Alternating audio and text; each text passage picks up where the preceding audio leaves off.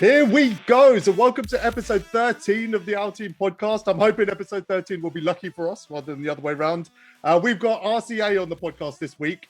It's going to be amazing. He's one of the guys I've wanted to talk to for a long, long time. He's so unique. He's so creative. This whole podcast is going to be very, very different in the way RCA is as well. Guys, before we get into the whole podcast, I just want to say thank you. We hit 1,000 views 2 weeks in a row. This is just a small passion project for us, and it's amazing to see it grow and the kind of support that you're giving it and really getting behind it and turning it into something on your own. I don't know how much we even have to do with that, but yeah, thank you for your support, guys. As always, guys, I'm joined by Josh and Jacob, neither of which are where they're supposed to be. Josh, where are you? I'm upstate right now, just visiting some family. Today was my grandfather's birthday, so we all celebrated it together. We just took this hike that they did last year for his birthday. So, it was a nice moment, spending with my family.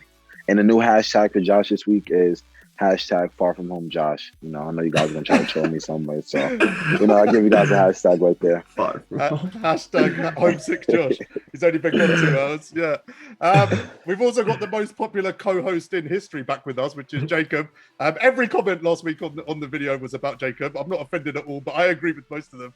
Where are you? Where are you? I'm in my parents' house right now. If you guys have been keeping up with any of my streams or anything, I do come up here occasionally.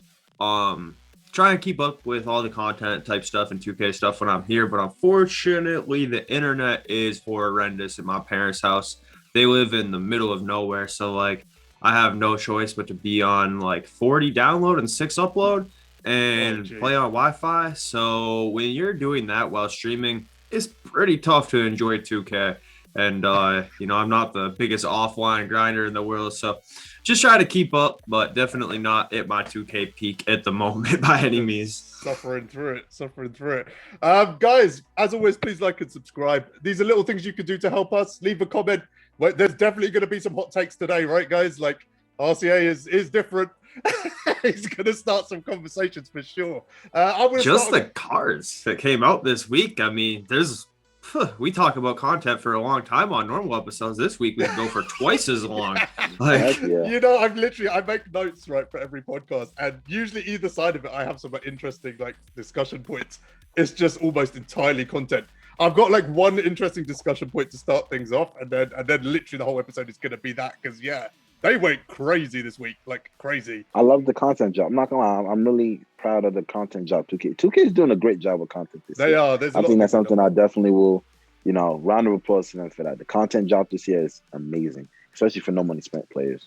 Yeah, that's actually a topic we've got coming up as well, for sure. I've got another topic to start with, though. 2K's obsession with RNG. We need to talk about this, right?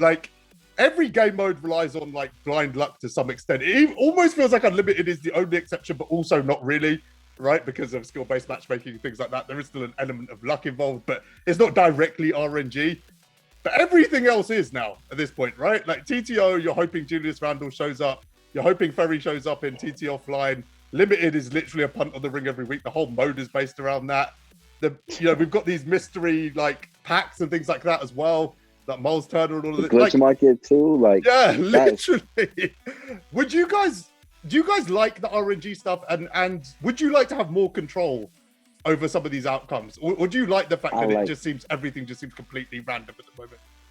I kind of like the RNG for certain game modes in terms of limited and the glitch market, because with the glitch market, although it's what you can get from it is so good, but I don't want it too RNG to the point where it's I got to play 1,000 freaking games just to get it. But then it's it's also when it catches you off guard, it's always the best. Because you could just be playing a game mode, grinding some XP, and it's boom. Oh my God, let's say I see Tyronn Lue, I'm J.R. Smith, here I come. It could really change somebody's whole season around. But then at the same time, the people who are aware of it, after getting it, I feel it changes your approach. Now you're looking for it. So it's RNG can have its pros and cons, but overall, I'm pretty just in terms of the glitch market alone, I like RNG. But outside of that, I'm not really a fan of it. Yeah, I absolutely can't stand it. I think that it's what's going to drive me away from continuing to grind this game as much as I was. As far as the in-game stuff goes, I'll still definitely be focused on playing my team madnesses, running friendly, stuff like that. But I think that it's an absolute joke that some people can play for literally 2,000 games, which could take multiple days of gameplay to get the best card in the game, Danny Ferry, and people could play for 2 games and get them. I think that it's a joke. I know what's going on with it though.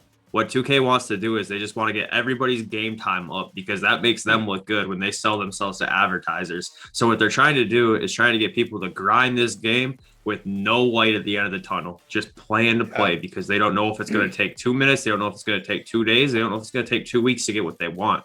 And I'm totally fine with the cards being in the vault. That's cool. It just doesn't need to be a 6'10" demigod that can curry slide with base 98 on very quick, bro. Like, Yeah. it could be, you know, it could be maybe a Chris Webber type of card in the vault, you know, maybe a card that's like, oh, this is nice, you know, but like, you know, if he sells on the mark, he's going for. When you say Chris Webber type of card, what do you mean? Like, what's your view on, like, I'm not, you know, I know we're going to cover that at some point, but like, how do you see him as a card? Like 1 to 10, 1 out of 10, what would you give him? Like, probably like a solid 7.9. An 8 maybe. That's really you know? specific. Like I think that might like be like kind of a bad way to compare it. Obviously, I haven't really been able to play the game on like PlayStation right now. I think that if you run, it's the type of card where you have him at point guard, you're gonna want to have certain things around him. Like if you have Chris Webber at the 1, you're not gonna want to have like, you're gonna want like a secondary ball handler at the 2, like a Pistol Pete or a John Havlicek Malik or a Sealy's Luka. Malik Sealy, he could. Malik Sealy, what do you think? Yeah, no, Sealy would be valid next to Chris Webber, I think, because he got actually be a primary. He's got quick dribble style, he's got pro 2, he's got Ray Allen base. So like trying to rebuild his squad right now. That's what he's going. Trying to get some advice. Coming along good. You made a really interesting point there, Jacob. Like I had the same thought process you did yesterday, and you know people are kind of talking about methods and things like that. Like how do you get these cards out the vault and things like that? And there is none. But there is an algorithm, right? There is a mechanic that makes those cards pop out that vault. And I was thinking, if it's going to be an algorithm of any sort, it would lean towards people who don't play the game enough, right? Like exactly what you just said, that they're putting in these kind of endless, and they are endless. Like you use the word light at the end of the tunnel. There is no light at the end of the tunnel. Once you're out of the tunnel, that's when you know when you got it, right? Like that's literally it. So I was thinking, like, you know, is it people who play the game less that are finding it more difficult to get these rewards? Is it people that spend like, because the content creators in general are finding it difficult, and we all know, right? We're all content creators. Content creators don't spend a lot of time on the game. They play the game for content. That's it. You know, like you're certainly your bigger ones now. But I play the game a lot. Like me and Jaquel are constantly kind of going back and forth on my account. So it's probably 12, 13 hours a day where the game is just in use. And when you look at my odds that I've had on the vault, like 120 games, I've got Beck Embry, 2 Donalds, Terry Dishinger, and now Danny Ferry. In 120 games. I really do believe that it's people that are just not spending time on the game that are really suffering through these RNG modes. Like you saw just the other day, like, you know, I got the glitch market like 2 days ago. And then I got Danny Ferry yesterday. We're sitting here talking, yeah. And then he's like, "Oh, I got the glitch market." I'm like, "What the?" I think you're right, Jacob. I think there is something to it because their goal is obviously to get us to know life the game. That's a given at this point. And this is a really great way to do it for anyone who's just not putting the time in that they need to. Wow. Yeah, absolutely. I think that there's a very good chance that once we get 2K22. I think that there's a very good chance that the first time you load up 2K22, you go into MyTeam and you go into the menus and you try and play a triple threat offline game. I think there's a very good shot that once you start that game, you load into the Pepsi TTO arena, or you load into the Beats TTO center, or the Capital One TTO arena. I think there's some odd chance that they're gonna try and get advertisers in MyTeam for those types of game modes, just like they did at one point. I don't know if they still do in the City and Park with, you know, the Beats store, the Foot Locker in the park, stuff like that. Because obviously, I mean, they've got loads of branded stores in the city now, right? I know.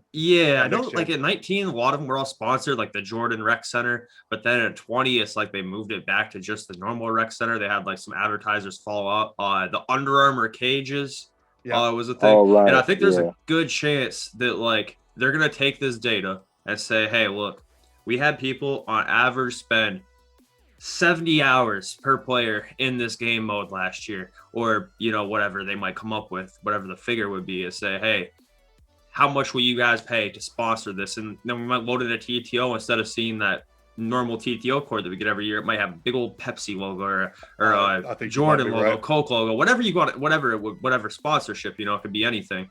But I don't really see any other reason why they would just want to have people no life the game for an RNG reward other than trying to get the play time of the game as high as possible to sell to advertisers. Like, I think you're right. Cash I think you're right. Once again, that's what 2K is about, man. And it's like we kind of touched on this last week when we were speaking about the whole EA thing. It's like everything, it's like almost everything they do all goes back to one thing, and it's just getting the money. That's it. Whether you play the game for hours. And you know what's crazy? I would have never even looked at it like that, as a way like to get their playtime up, to bring to advertisers, to then get advertisers to fund up the. I never would have thought of it like that, which is why I appreciate Jacob's opinions. Like, I mean, not opinions, his mindset on things. So it's like I never even thought of it like that. Yeah, just on Jacob, guys. Just putting this out there. He is like a couple of viewers per stream away from making partner on Twitch. That's right, isn't it, Jacob? Yeah, like, definitely on that edge. I think like the last month, like 77 average viewers, and like that's just barely enough to apply. So yeah, should be getting close soon. Guys, could you do me a favor? Like, literally the link is in the description. Go and click on it now. Drop him a follow and watch his streams, because this is how I found Jacob. Like, his streams are brilliant, guys. Like, they're really entertaining. He's a super nice guy. If you want to watch someone play the game and rage once a week instead of once every 5 minutes, Jacob's your guy. Like, I appreciate that, Chance.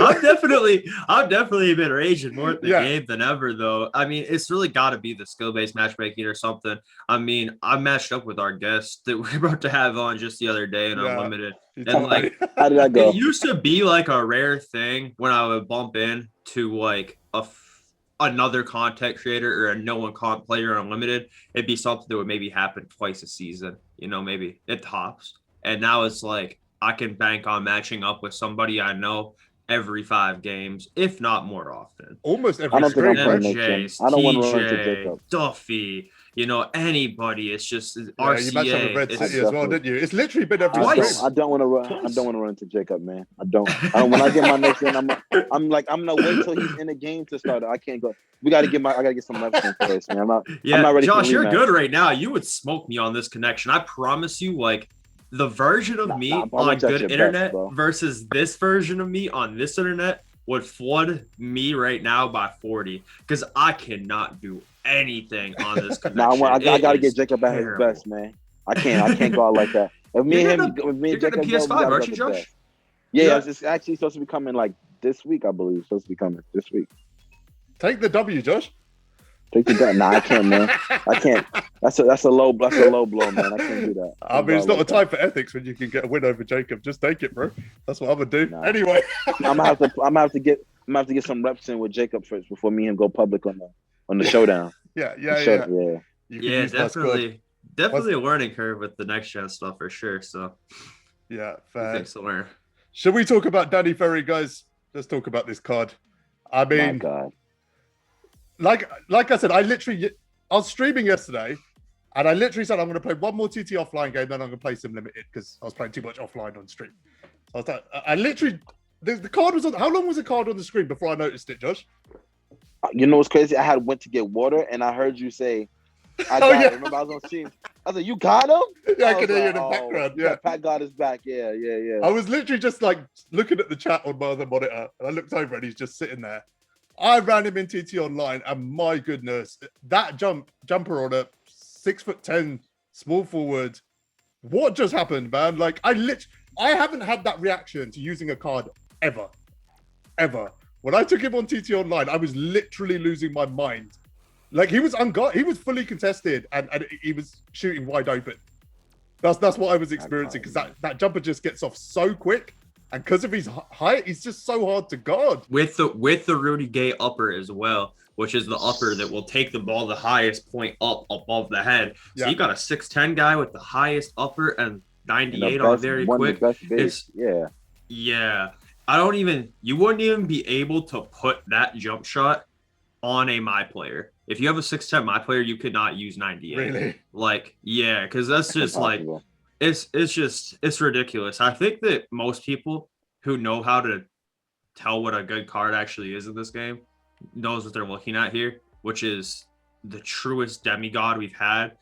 As far as like SIGs and height combination go, I wouldn't go to say that he's like better than Goat Yao Ming from last year, but that card came out in July. Yeah, it's April, this is bro. the Yeah, best yeah. card, the best card that we have ever seen in April of a 2K MyTeam.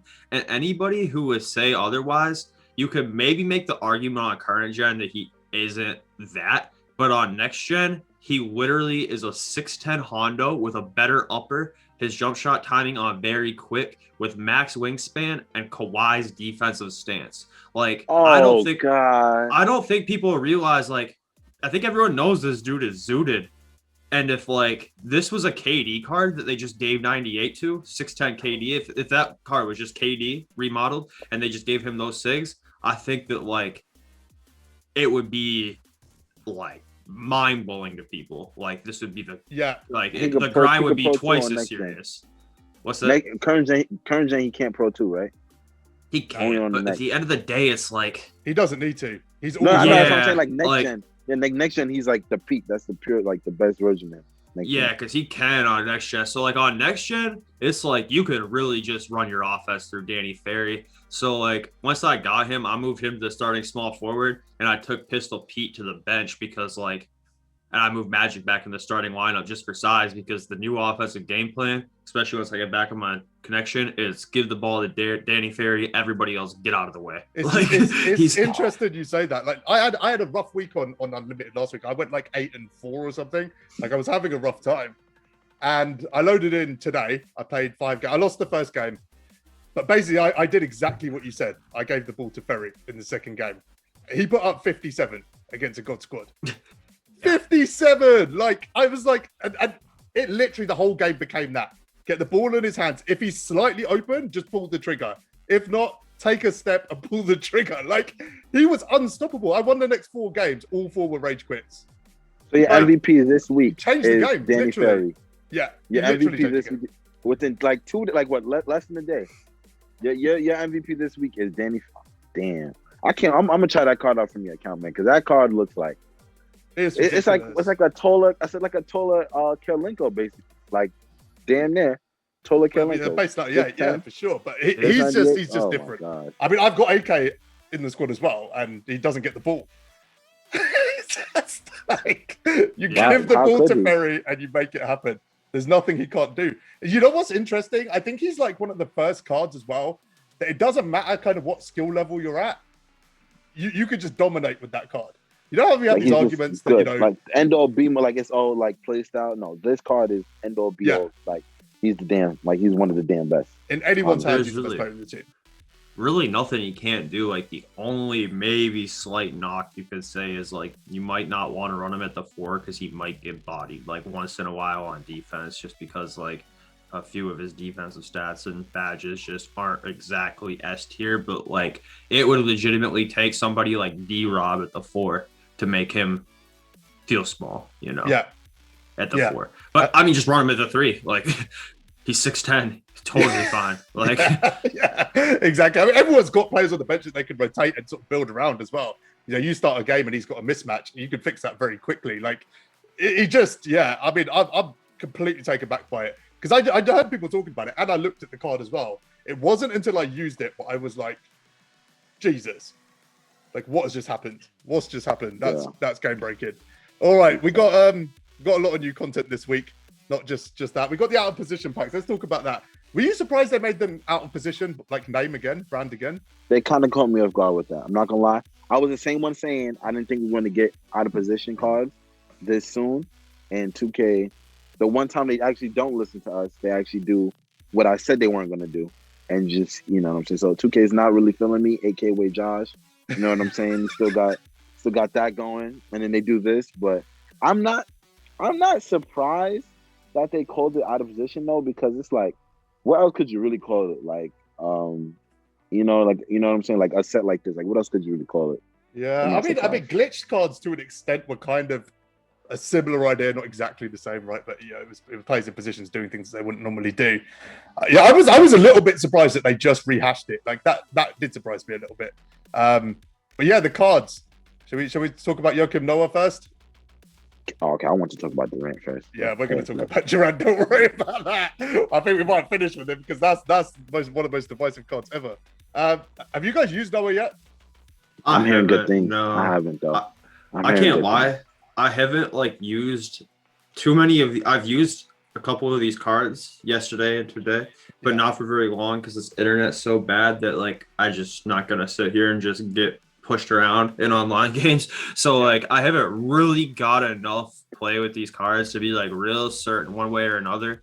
But like let's be honest, nowadays with the 2K database, you can really just look at like SIGs and like their jump shot, their stats, badges, height, hot zones, etc., and you can just kind of tell, you know. Yeah, like, everyone knows what these cards are like before they're even officially released yet. Now, right? An hour and a half before.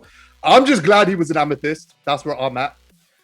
If he'd been an opal with, you know, a ridiculous jumper, that would have been like, we're already getting a bit carried away. I'm just really glad he was an amethyst. That's where I'm at. Because glad they slowed their roll. Yeah, that could have been game breaking if it wasn't. And I thought I was certain it'd be an opal, so I got that wrong. LaMelo? Diamond LaMelo? Yeah. Listen, Diamond LaMelo, let me tell y'all, one of the best power forwards in this game, and I'm not even gassing it. And when I say this, he is listed at 6'7", but you look at that card, he looks like he's about 6'9", Hall of Fame clamps, Hall of Fame range, Hall of Fame fuller general. He's basically a regular point guard LaMelo, like an open point guard LaMelo that plays the 4. And he has good defensive badges and stats. And I used him in Unlimited for a little bit. I used him mostly in Limited. He was just hooping, man. Like he his dribbling is like shifty. He's quick with the ball. It's just like he's a mismatch for any power forward. And he can hang. And it says he's a diamond. He doesn't play like it. Plays far above his tier. It happened. I'm pretty sure. To me in Limited. Like I was running Thaddeus Young at power forward in Limited. Someone ran LaMelo against me, and it was the only Limited game I've lost this weekend. That guy went ham with LaMelo. Like, I just had no answer for it. He's really valid. I mean, like he'd be super good in TTO because obviously positions don't matter there. Use him as your primary with like D-Rob and Kareem or Giannis out there, get 2 bigs next to him and just let him cook. He'd be as good as anybody for that kind of situation. And I think the only reason why it says he's a diamond is because like if you guys have ever messed around with the rosters before and like change a player's position. So if you have like a 95 overall Damian Lillard and he plays point guard. If you like change his position to like, if you change his point guard to like shooting guard, it might go up to like 96 because his like stats fit what a shooting guard is meant to be better. But then if you change it to like power forward, it'll go down to like 92 or something. So I think that's the only reason why like he is like a diamond. Yeah. I think he's a budget beast. He's like 8K. Yeah, he's good. So good, I mean, don't get me wrong, he's good. He's my backup power forward.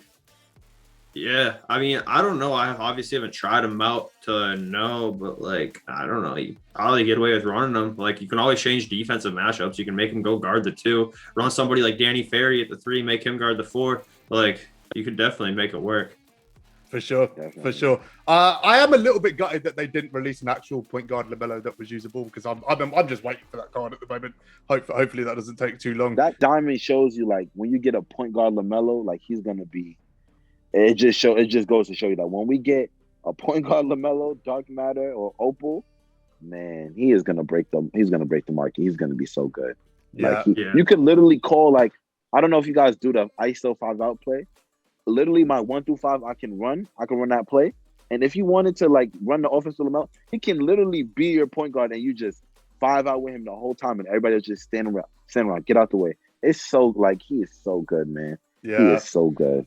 Well, he wasn't the only kind of point guard that was out of position in that pack. Like, we've been waiting. I think we've been waiting for an updated Magic and an updated LaMelo at point guard. We got both cards, and neither can play point guard.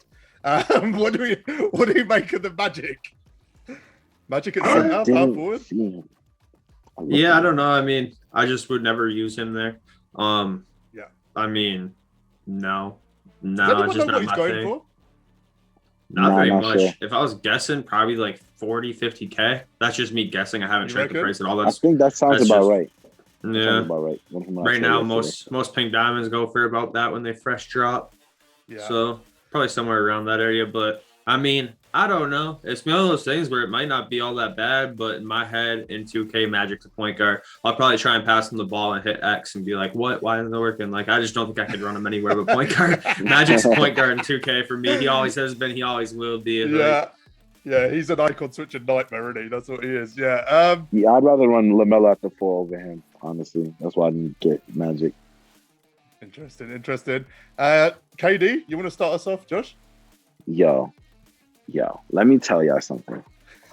I don't know if this applies for next gen, but I'll tell you something right now. On current gen, Kevin Durant at the 5 is top 5 in the game, and I'm not even gassing it. Like, he creates such a mismatch. On defense, he holds his own. Not to say he's like super, like, he'll get stops. He'll get stops for you. But on the offensive end, I ran against Kareem, Giannis, Wilt, all at the 5, and KD won every single matchup. Kevin Durant at the 5, I think he's more usable than he is at the 2. He's 6'10", 7'4" wingspan. The way he moves, oh my, there's no center, no D-Rob, Kareem, or they can't hang with him. I'm sorry. They just can't hang with him. He is so tough. And if you have that card, chime at the 5 for a little bit. Tell me what you think after. Comment down below. Yeah, I think that's a good take. Everyone's running him at the 2. There's so many options at the 2. You want a point center, you finally got one. We've been saying for years, every card that comes out is a point center. Kareem's the same, D-Rob's the same. It's just like a thing that we say about any new center that comes out that can move a bit. This is legit a point center. Like that's what we've got in the game. Like he might give up a little bit on defense to a D-Rob or a Kareem, but offensively it's not close. And when we talk about Ferry and what he could do and how he can create his own shot and shoot from anywhere, I mean, if you're ISOing and the other 4 guys are everyone but your center, I mean, you're in a good spot with that card. I'm thinking of picking him up and genuinely running it at center. Like that's where I'm at. What do you think, Jacob? Yeah. I mean, Dale pulled him on my account in 1 pack. Shout out Dale, literally the best account share in the world. Been killing it, isn't So yeah, just killing it as always. Opens 1 pack and gets him. And the thing is, before he pulled him, before the cards even actually dropped and they were up on the database, we decided what we were gonna do, and that was just get Grant Hill and get Kevin Durant and call it a day. So fortunately, we got that KD out of the way real quick. As far as the center thing goes, kind of reminds me of the out of position point guard center LeBron last year. Yeah, you can run him at the 5. It's definitely a mismatch there, but he'll probably get used more at the shooting guard, just like how LeBron got used more at point guard. I can't handle being snagged on at all. I'm the type of guy where if I'm losing the rebounds, if I give up 2 or 3 offensive rebounds, like it takes me out my game because I just start getting mad. It's one of the most aggravating things in the game for me. So I'll continue to run my Kareem at my 5 and D-Rob my backup 5, but I'll be running him at the 2 for the time being. And then now it's like we're to that point where, you know, my starting lineup is point guard 6'8", shooting guard 6'10", small forward 6'10", and then, you know, at the 4 I got Giannis, and at the 5 Kareem. So it's like everybody on the court's these guys that are, you know, I got a 6'10" 2 guard, 6'10" 3 guard, 6'11" 4, 7'2" 5.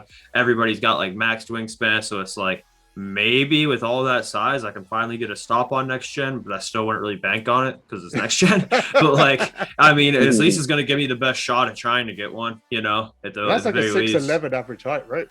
On your team. Yeah. Whole team. So. Wowza. Grant Hill, let's talk about him. I played against him. I didn't use him. Played against him. He gave me a hard time. I heard a lot of people complain about his jump shot being kind of like weird in a sense. But they're saying like a lot of people that use him, you shouldn't really be shooting. They say like just kind of rim run with him basically. Like was it him they compared to Benson? No, they didn't compare him to Benson. I mean, But yeah, I'm generally hearing, like, considered he's the best point guard in the game. I haven't used him or played against him, but general feeling, best point guard in the game. He's 6'8", right? How much is he I going think there's for? a lot of options out there. He's going for like 500K if I'm not mistaken. I'm a Pistons fan, so maybe I'm a little biased, but I think that he's kind of the point guard to have right now. I can't say, you know, if you're true and blue 3 hunting and you want to go out there with Pistol Pete or Lucas still, I applaud you. I really do. But for now, I'm just going to bring Pete off the bench. And then my starting backcourt is going to be Grant Hill and KD, because I think that like Grant Hill is just the all around best point guard. He's got jump shot 1. I mean, it's not a bad jump shot, and it's on very quick. Unfortunately, like that jump shot's not quick in general. So it being on very quick makes it quick, but not like dumb fast. So it's like, it feels like it's only on like quick time, but it's actually on very quick because that's just a slow jump shot in general. But it's not bad. I mean, and he seems to get off the, like, it's a jump shot where you get off the floor a lot. So like, I don't know. It kind of seems like it's pretty hard to contest, especially on next gen with blinders and stuff like that. So like, I don't think you need to get it off all that fast. And it's green. There's a big green window on it. It's not like it's a hard one to time. It's just a little bit slow for what you'd expect out of a very quick release. But other than that, I mean, the dude, like, he was getting like spin dunk animations I haven't even seen before. I swear there's like secret sauce in some of these cars. Like, he's getting like spin dunk animations that I have not seen before. And trust me, if you watch me play, you know I'm spin dunking every time I get a chance to. So like, where did this animation come from? I'm gonna put that in the scout report, Jacob. I'm putting that in the scout report. That's all for that. Honestly, it's not that hard to stop if you know how to predict it. Like, nobody ever really fries me with them, but people try them on me all the time. And if you know how to stop it, what you just have to do is you just have to try and beat them to the spot, because it's actually a really long load up when they spin all the way around real slow. I mean, you can do it from like the 3-point line and like it looks cool, but if you know it's coming and you're predicting it, if you're doing a drop step spin dunk from the 3-point line and I'm not on my bad internet, I can move my center over and contest it. Unfortunately, I mean, sometimes good, sometimes bad. It will lock you into like some crazy contact dunks, but like just pull you in the rim and just get dunked on. It's one of those moves where people like complain about it, like this is so broken, but like I swear nobody's ever like fried me off that. I've fried a bunch of people doing it just because like no one knows it's coming for some reason, but it's really easy to predict after a while. Like I think that's what it is. I think there were, like, the first time I saw someone use that kind of spin dunk effectively was Jaquel. He put like a mixtape together of it. Do you remember, Josh? Like, he posted it it was early in the game. We might have been like 6 or 7 weeks into the game. I think he was doing it with Diamond Giannis or something, but he literally was like going on 12-0 runs, just using that spin dunk every possession. No one knew it was coming. No one knew how to stop it at the time.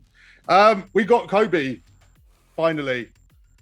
I'm gonna let you guys go, and then I'm gonna let you. We spoke about this. Remember, we were saying like if we get a point guard Kobe, you don't think they would make him dark matter to not like to kind of hurt J.R. Smith, basically his value. Yeah, and that's exactly what they did. Like, and I'm not gonna lie, I'm a little shocked, but at the same time, technically J.R. Smith is available, so I kind of understand why they did make him. You know what I'm saying? Since J.R. Smith technically is available, but.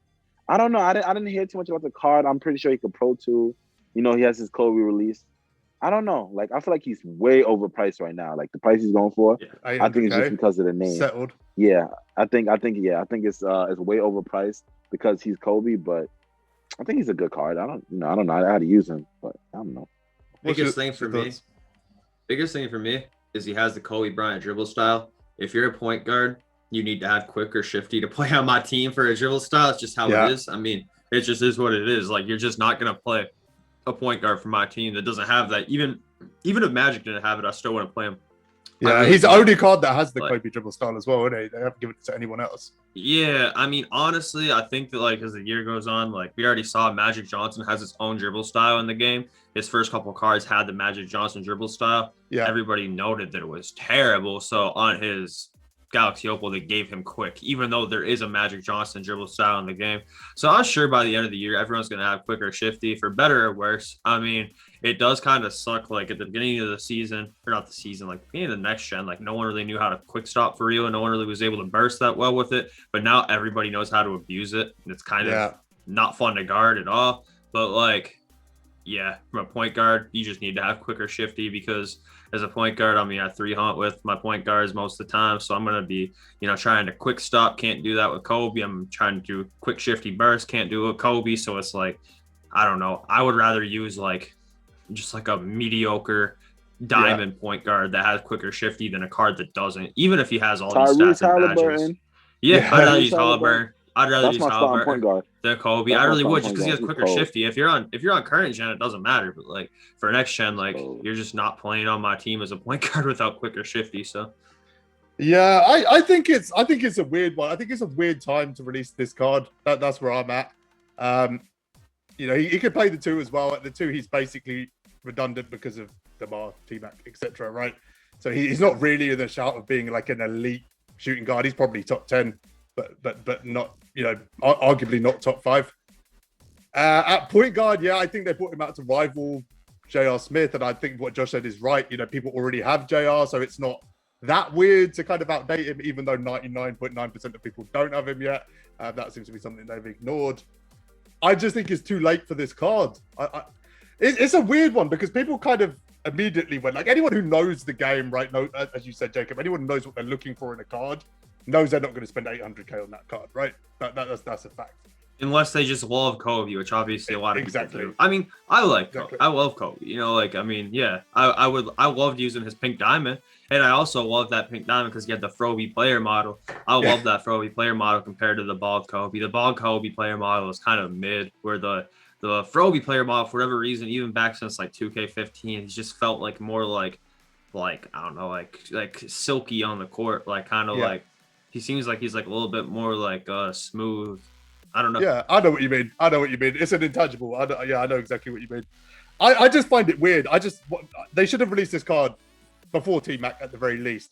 The progression needs to be there. The progression is all out of sync now. That's what I know. With the game, it's all over the place. It started with Terry. Ferry's another good example of this. Like, Kobe's it's completely out of whack in terms of where we are in the game. I think they're now just throwing content out there that's going to make money. I think that's where they're at now.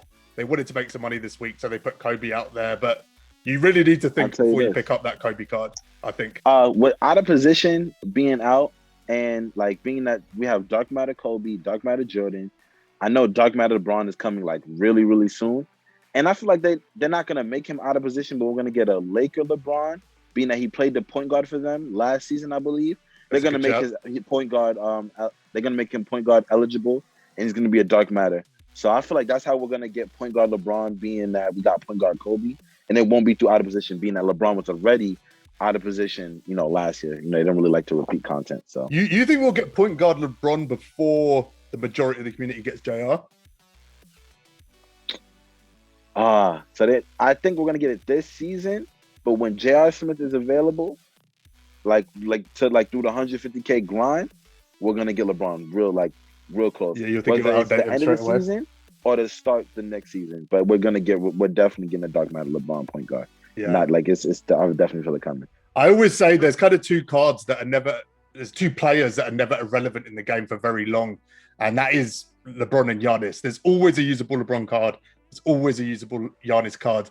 We've got a usable Giannis card, so I think we won't see another one until next season. But LeBron, yeah, it's due. It's due. It's true, 100%. That opal doesn't cut it anymore. So yeah, it's coming for sure. For sure. All right, guys, let's move on to the guest for this week. Okay, so yeah, it's guest time, guys, and this has been probably the most hotly anticipated guest we've had since we launched this podcast. A little bit of background. The first week we did this podcast, Josh said to me, you should get RCA on. I was like, okay, let's do that. Then the next week, the guest brought up RCA. And then the week after that, the guest brought up RCA again. And it seemed like a week-to-week thing that every time we spoke to a guest, they spoke about RCA and they said the same thing, which is the most unique guy and the most creative guy in our industry. Wow. So this is a long time coming. I should have done this a long time ago, to be honest, but he's here now. Guys, please welcome to the OurTeam podcast, RCA the Great. How you doing, man? Man, I'm chilling, man. I just got home, like I said, but that's actually so humbling and flattering. I would never think that people are waiting to hear anything RCA has to say, because coming up with Twitter and Twitch, I just started Twitter last year, posting and on it every day, and I just started Twitch last year and stuff. But I always been low key, just put stuff out and whatever happens. I don't take 2K as serious, but yeah. I just started more this year. Okay, people do enjoy the stuff, so let me just continue to do it. So I'm here. I'm excited, and I'm definitely blessed to be here. Yeah, I mean, your growth has happened quick. I think it's kind of weird because I think your brand is bigger than your actual sort of sub count and things like that now. And me and Jacob were talking the other day. Your growth is inevitable. It's inevitable this year. And what's cool about getting you on now is I think this time next year you're going to be a hard man to get hold of. It's gonna be that trajectory. But Yeah, I mean, you're just known by anyone who's kind of in the community. You're just known now, and you're known for really specific things. And I think things that are completely different to everyone else. You told me earlier you were doing some coaching. What were you doing this morning? Well, this morning I have a couple of different things. So for my main job, my career, I'm an athletic supervisor for a county, but I'm also a personal trainer with a background in I'm a youth exercise specialist. Cool. So for my job, I don't have to do this, but I created a program where it's called Kids Fit Fun in the Sun. So I have an hour and a half where I have a bunch of kids and we're out doing fitness and sports games. But background for more than that, I used to be a summer camp director. So I mean, I'm really, really good with kids. So I combine summer camp games with fitness, and I'm getting them to work out, but they don't know they don't know they're working out because they're playing fun games. Right. So I'm doing that awesome. with them. And then aside from that, I do like youth sports, basketball performance, and I train kids for my own brand and stuff like that. So I mix the two. So I can be either at work for my main job, or I can be doing something on my own. And it's all the same to me because it's what I love to do. So yeah, awesome, man. I realized the other day, I literally had no idea that this was you. But me and Jacob, I told you, we were talking the other day about you. I had no idea. I saw this video 4 years ago, 3 years ago, whatever it was. I can't remember what it was. I saw this video and I was like, that's cool. And it's going viral. Everyone saw the video because it went viral. And then Jacob told me the other day, he's like, RCA had a video that went viral. I was like, okay, send me a link to it. And I was like, that's RCA. That's him. Like, 300,000 views, was it, at the moment? Yeah, I mean, it had like a billion on Facebook. It's like when I tell people how many views it has, they're like, no way, the one I saw only had like 200K. Well, that's one of the 70 that have gone out. So it's like it's been in like 3 million one place. Upworthy had like 2 million. It's been on Good Morning America. I was on TV. Wow. The video is licensed. So it's like, it's probably over it. I'm not even exaggerating. It's over like 300, 400 million. I don't even know, but between everybody that shared it. So, and it's been 4 years. And like I said, it's licensed. I just got something in the mail saying I was the creator of the month for Juke and Media. They're a media company that, takes your video and licenses it. I was the creator of the month, meaning I got the most revenue from the video out of anybody that's put out those videos. And that came out 4 years ago. So that video will probably keep resurfacing for like it's crazy. It's been for a long time. Like it's crazy because just like Jess said, like I saw that video like long before I knew who RCA. I didn't know who you were obviously at the time when I saw it, and then like once I like tied the two together, I was like, no way. Like wait, what? Like it was such a mind blow. Like I didn't even know. Like, yeah, brilliant. Yeah, my daughter was 2 at the time we filmed that video. Do you want to tell us what the video is? Because some people might not have seen it. Like, just tell us like your perspective of it. So when I grew up, I did a lot of interviews about this too. When I grew up, my dad always like instilled confidence into me, like the fitness stuff too. But he always told me, you're the greatest. You can do anything you put your mind to and stuff. And he would talk to me in the mirror, and I would go through this little speech that I would say every single day.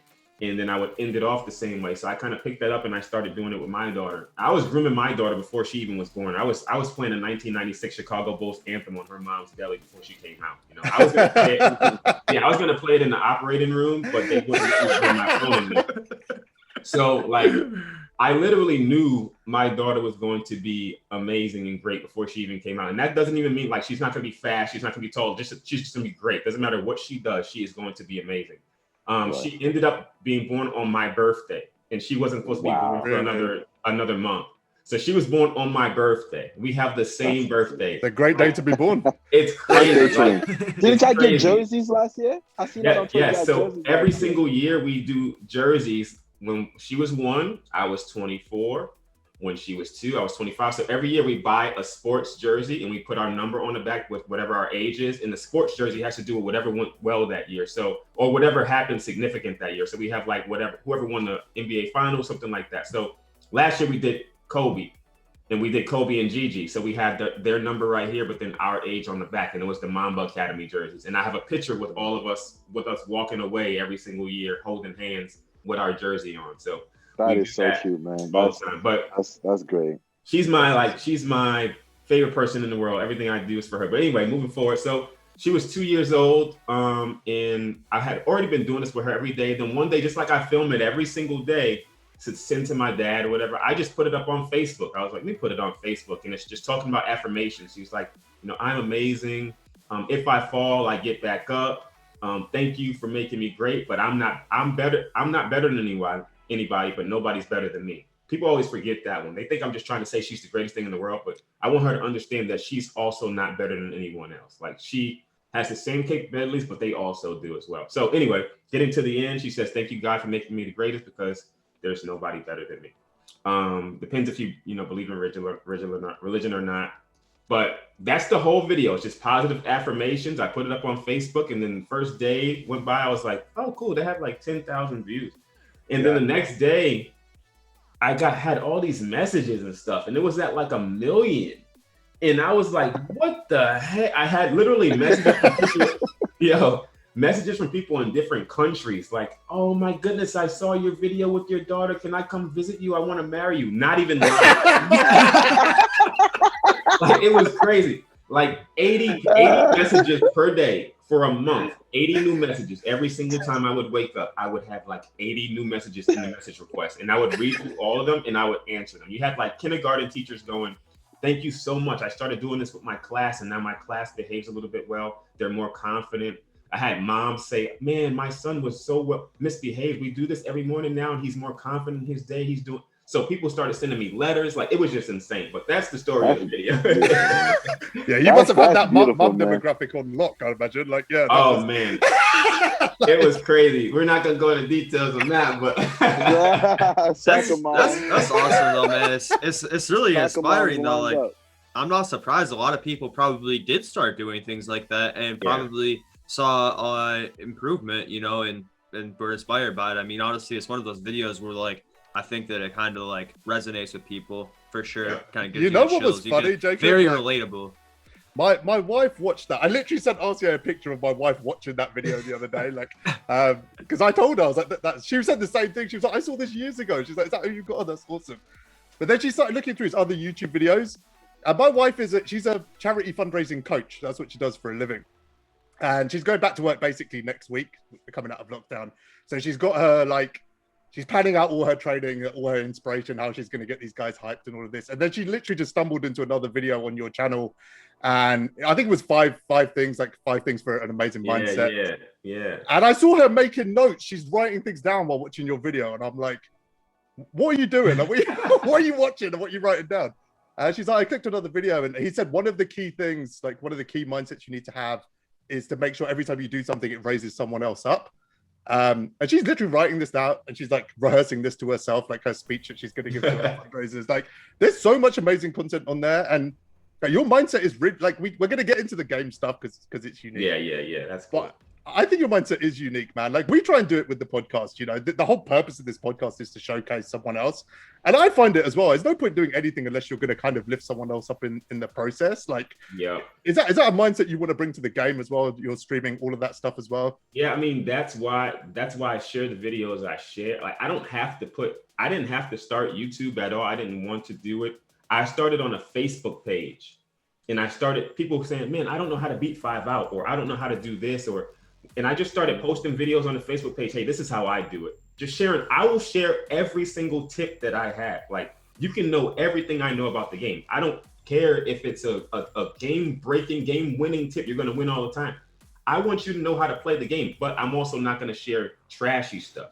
Yeah, I'm going to share the stuff that a kid in high school could watch this, and now they know what a backdoor cut is because I said it in the video. But anyway, talk about mindset. Like, before I started YouTube and stuff, I've just always been a mindset kind of person. Positivity, lifting people up. The reason why I do the job that I do for my career, I'm not working for somebody that's making billions of dollars. I'm not working for somebody to increase their bottom line. When I used to work with the Y, and now when I work for a county, everything I do is for kids and for the service of the community. So they pay us to provide programs and stuff like that. And I do that because it's going to make the kids more fit. It's going to make them have fun. The county gets money, obviously, but I'm not increasing any CEO's bottom line. I'm working for people, and that's why I do it. So Yeah, I think you got to Yeah, stick to that as well. Like, it's funny. Me and Josh were talking the other day. He was talking to me about his content. He was like, I'm not really sure what to do. Not really sure. And I kind of made an observation, right? Which is, if you look at the YouTubers that are, or streamers that are on the come up, right? People like yourself, people like Jacob, you know, even at the highest level, people like Ty who are experiencing this crazy growth.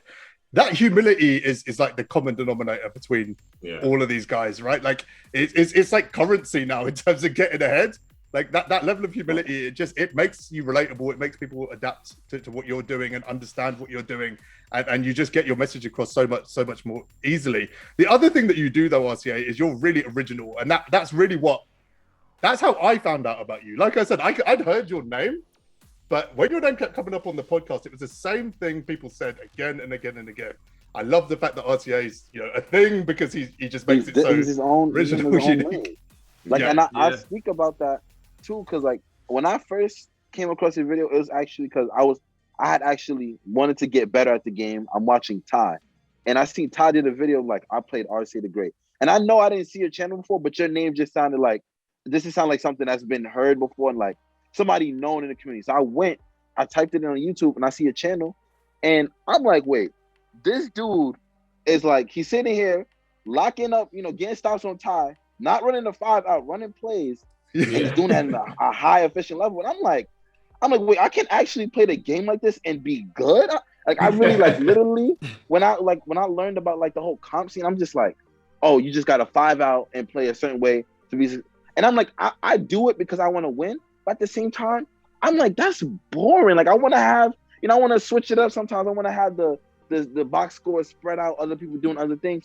And then I came across some of your videos. You had like a 4-out-1 video that you did last year. You had your press video and the way you broke that down. Like I just look at your videos, I could tell like when you talk about the game, you don't just talk, like you know what you're talking about. And I could tell like you really like analyze everything down to the T. And that's something I respect about your content. Like I love that about your content. You know what I'm saying? It's definitely like well thought out stuff, which is just awesome because I mean, there's definitely a market for that. And there really isn't anybody filling that void right now besides RCA, because most people do play more or less the same. You know, I've noticed that. I've watched a lot of people play this game, and there's obviously some differences when it comes to what people do. You compare Ty to Splash, obviously they play pretty different, but if there's a circle of all the competitive players that are well known and that performed at high levels at the game, it's like everybody's somewhere in the box. Then RCA is like kind of like out of that box.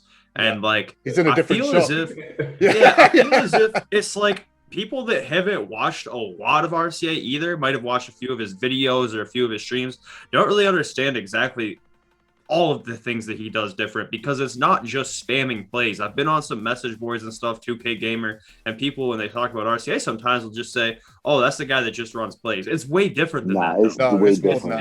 It's stuff of triple threat moves, jab steps, certain different series and freelances, and just look at the cards he's running, stuff. Like just look at the cards that he's running. I mean, you make me confident I can run Westbrook again. You make me confident I can run Open Westbrook again. Bro, a week ago he was running Freddie Brown. Like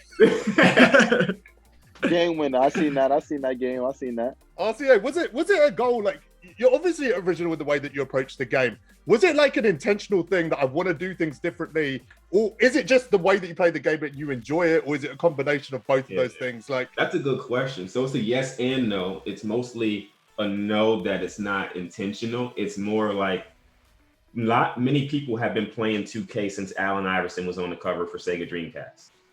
I've been playing 2K since the first 2K, when there were no signature jump shots. Everybody shot the same. There were no dribble moves and stuff like that. So I used to play with my cousins. We played franchise mode and stuff like that against each other. We used to create draft classes. I've been playing this game for a long time. And we would play simulation basketball against each other, run plays and all that stuff. And I had to remember the plays. I didn't have play art because I'm playing against somebody right next to me. And I don't want them to see the play on the screen. So I had to know where my dudes were moving, why, and stuff like that. And the only way to beat my cousin, he was phenomenal at the game. And there was no 5-out back then. This was 2K8. Like, there was no 5. So, like, you had to understand how to use screens and how to move and stuff like that. Now, fast forward, I don't make many YouTube videos when I can make many YouTube videos, like the gameplays, all that stuff. I stay away from that because everyone's already doing that. If I'm gonna do a game, I'm gonna make a deep dive, video, or I'm gonna do something that highlights a specific feature of a card that nobody else is using. I don't want to do the same thing other people are doing. Now, as far as the plays and tips, I try to be different because I want people to understand that the game can be played in other than just a 5-out setting. Like Jacob and those guys were just talking about, like, I can match up against some of the best players and not have to press pass and screen away one time. Like, I don't even have to do it because my series, I know what I'm going to do.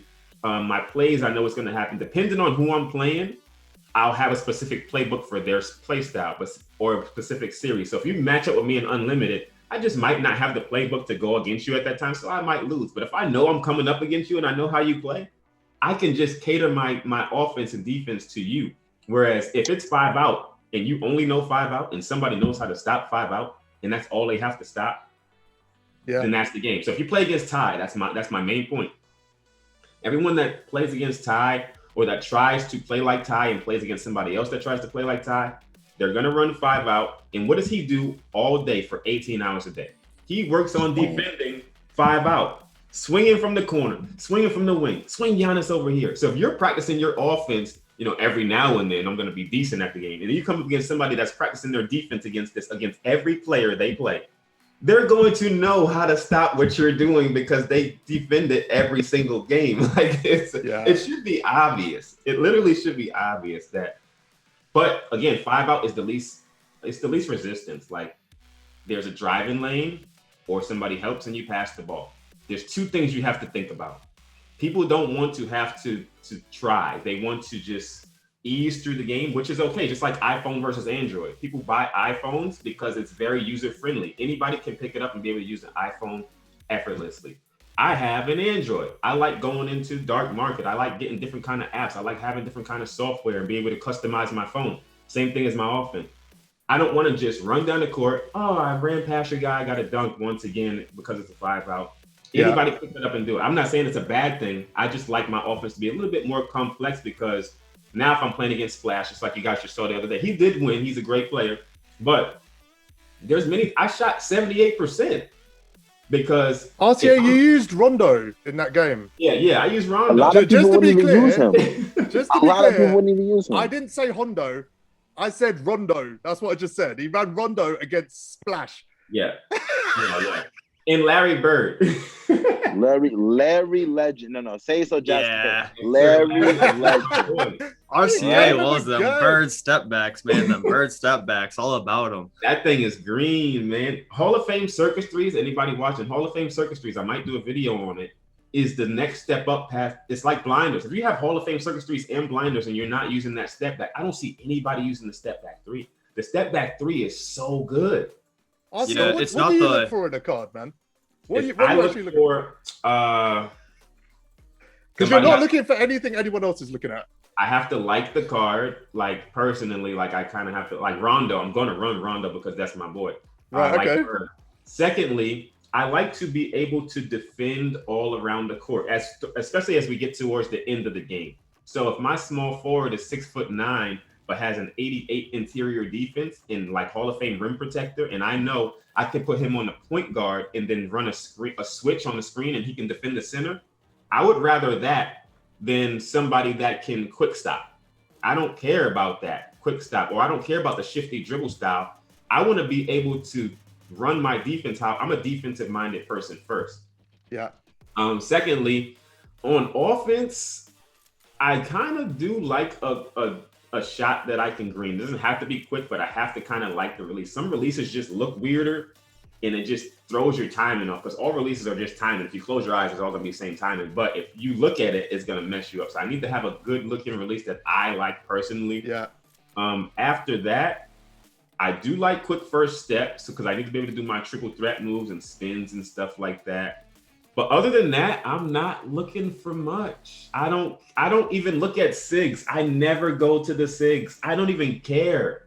Like it's crazy, man. You notice, you know what I noticed too? Everything about what you just said. The community would look at a card, and I fall victim to this too. Look at the Pro 2 and stuff like that. and like, oh, we know this is gonna be a good card because of these six. Everything that just came out of his mouth was I like or what I like to use. Like this is the whole idea of my team, and that's I it's think almost that's like what the mode is separates called you from my a bunch. team, right? Like it's literally called my team, and I literally got into it with my friends last night because I wanted to run my Kevin Durant at center. I don't have a center, and he could play the position. They're like, you're gonna get fried. You know what I'm saying? But like people forget it's called You didn't. my team for a reason, and I didn't.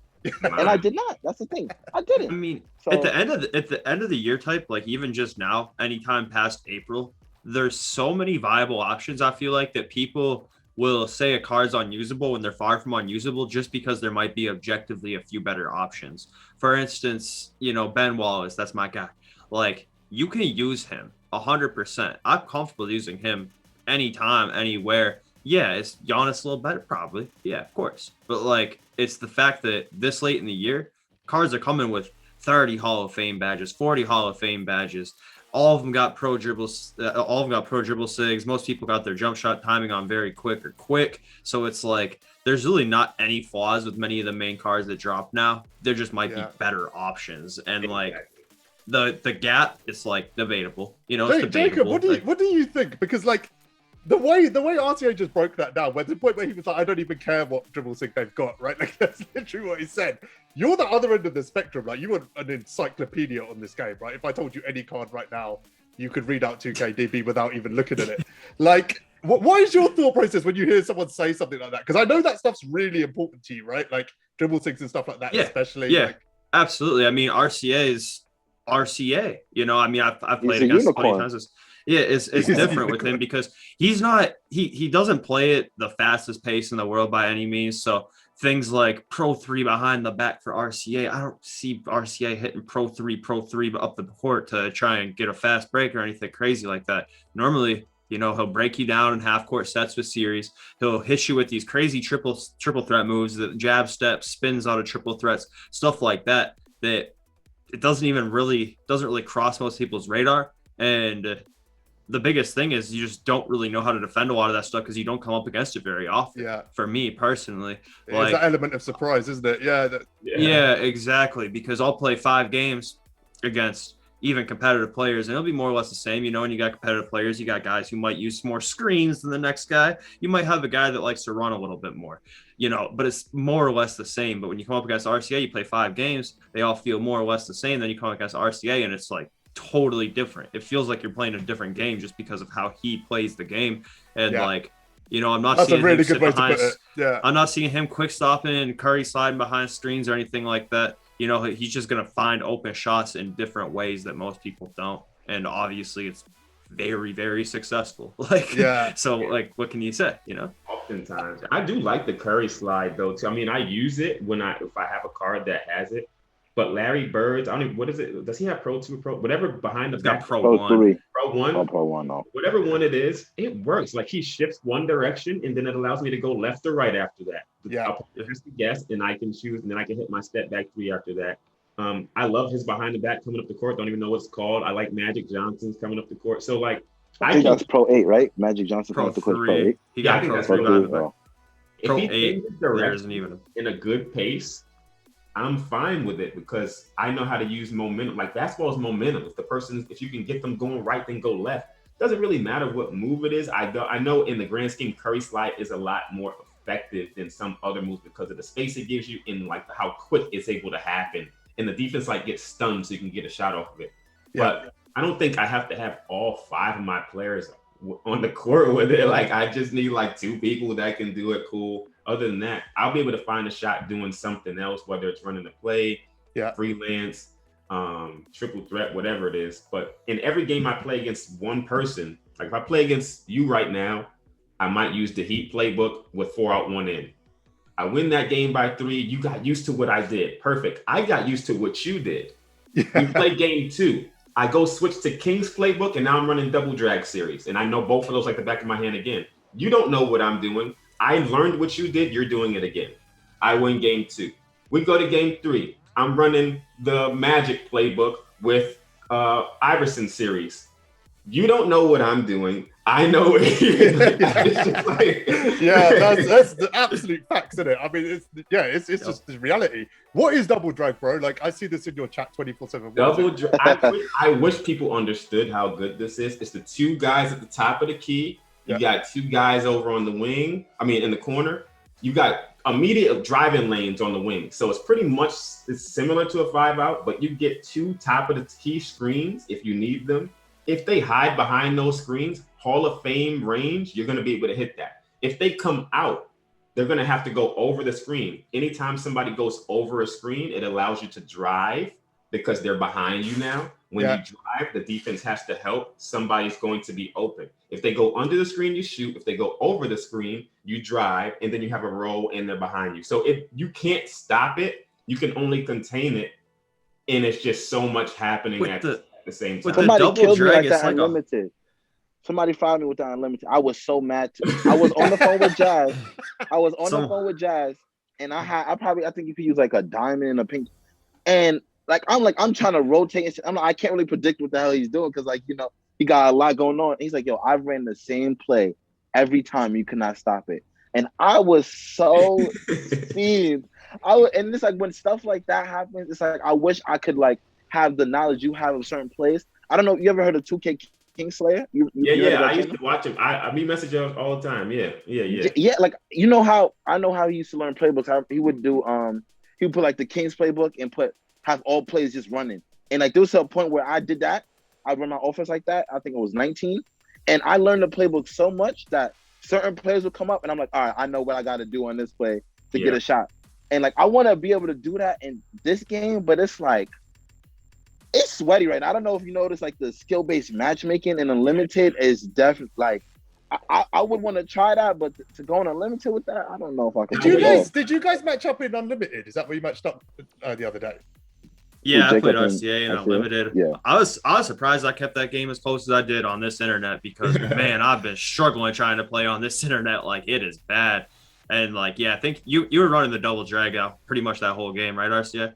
Yeah, I think so. I think I had that, and then I think I was running Rocket's playbook. But because I remember you had the two guys high as kind of like a horn set, type thing where you had two bigs high, and every time I'm thinking this should be easy to pinch, but every time I just couldn't do it. It's just I just couldn't do it. It's like I'm sitting there it should be easy to pinch. The spacing doesn't look good, but then I just couldn't do it. It's like the gaps would just be there. I don't know.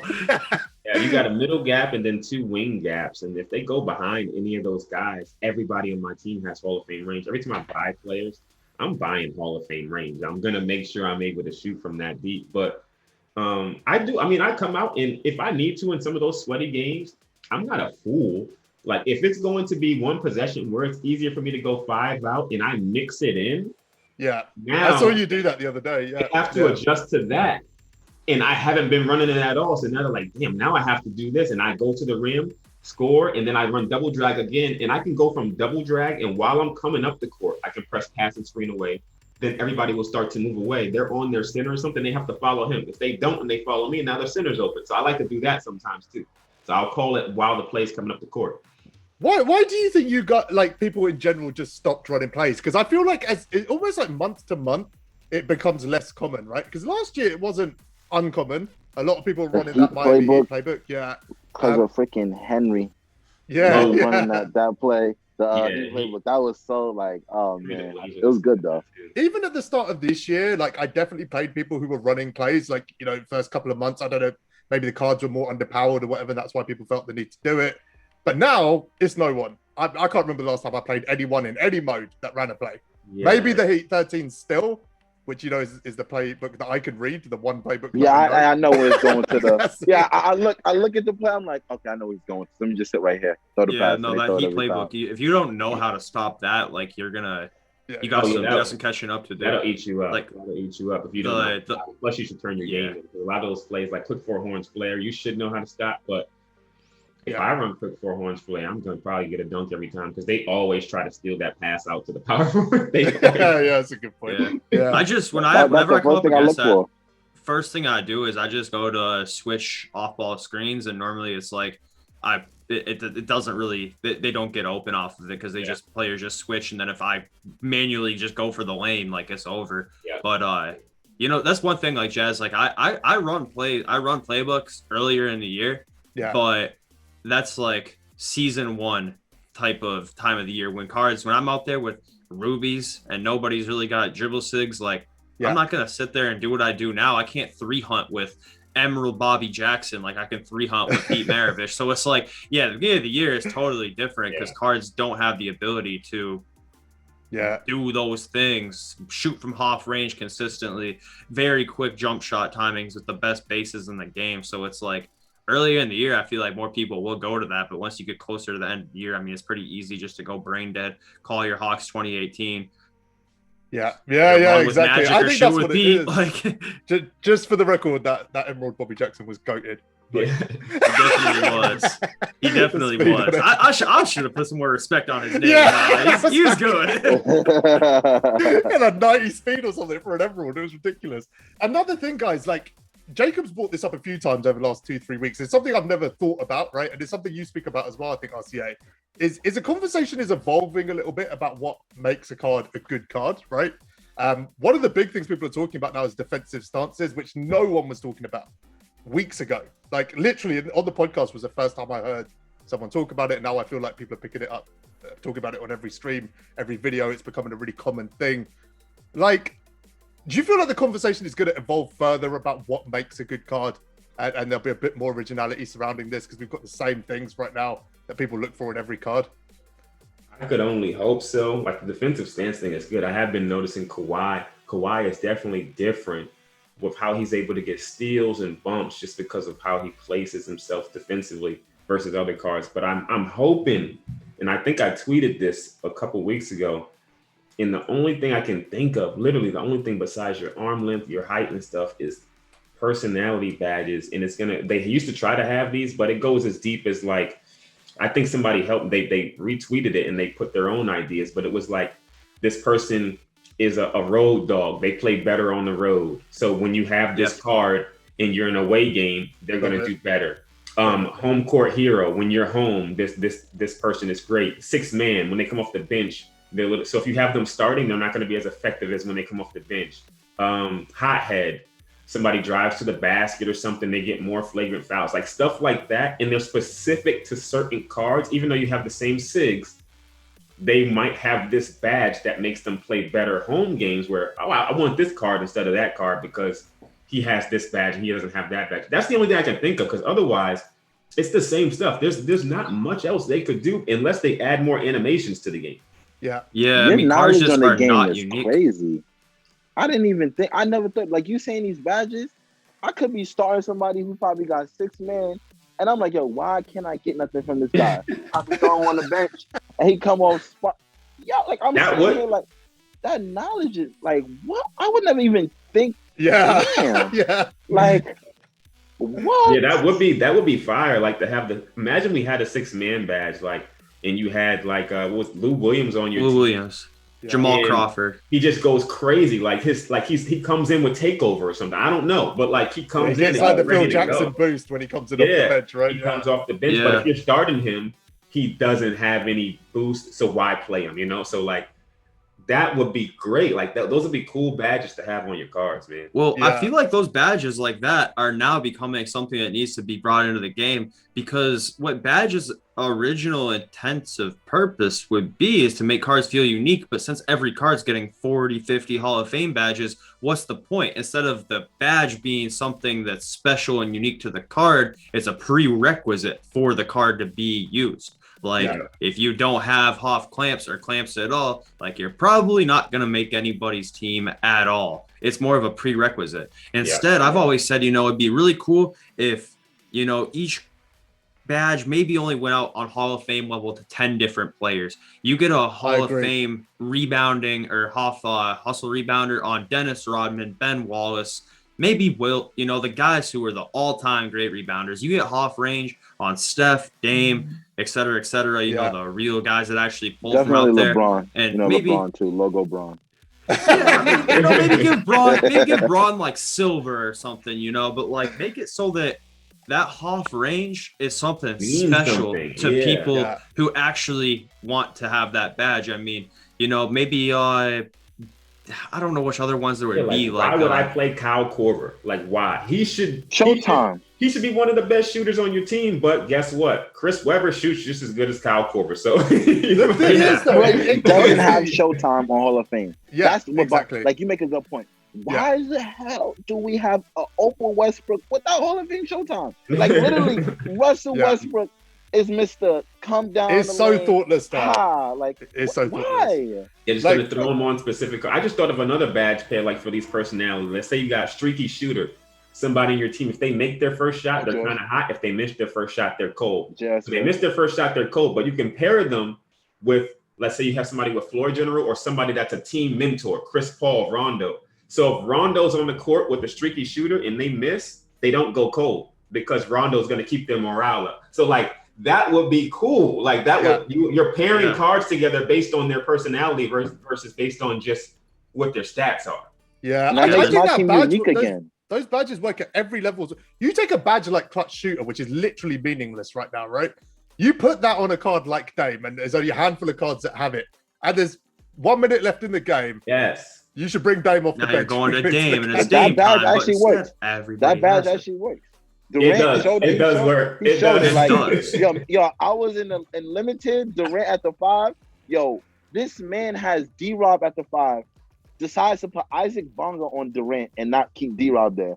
I realized this in the 4th. I said, "Oh no, Durant, you gotta go, man. You gotta give me some green." I'm like, oh my god, like those badges are. That new Durant is fire. I love that new Durant. Like him at the 5 or the 2. Which one would you use him at, the 2 or the 5? He's at my 2 because he's 6'10". I got KG 6'11" at my power forward. I got Kareem as my center. So I've never seen anyone so green with that KG as well. Like what on earth are you doing with that card? He's amazing. Like he scores when he needs to, but we're getting every rebound. That's all I care about. Guys, the weirdest thing happened in limited to me yesterday. I ran Luca at the 1, and my opponent had Don Ole at the 1. And Ray Allen at the 2, and he went into his settings and switched matchups to put Ray Allen on Luca, the Ruby Ray Allen, by the way. Oh wow, that's a high IQ play. Right. I guess height means more than actual defense. He got lit up like a Christmas tree, man. I mean, I don't know. I never run my point guard on the other team's point guard just to keep their stamina up. Mostly, I mean, obviously, I have Kawhi guard ball. Well, I don't know who's going to guard ball now that Kawhi's to the bench because KD's in my 2. But, like, I'll never have Pete Maravich or my Grant Hill guard ball just because they'll tire out. And a lot of times, normally the wings are the better defenders anyways. I'd rather have AK or Kawhi on ball as is, and then my point guard will keep stamina. So, like, I don't know. I mean, I probably would do that out of habit, honestly. I think that's what it was. First thing I do. The first thing I do, because you don't even have to go into settings to change your matchups. Like, I think it's like L1 when you're on defense. And then like go select the player and then select the player you want them to guard. I just always had to put Kawhi on the opposing team's point guard. Delayed. That way of doing matches is delayed.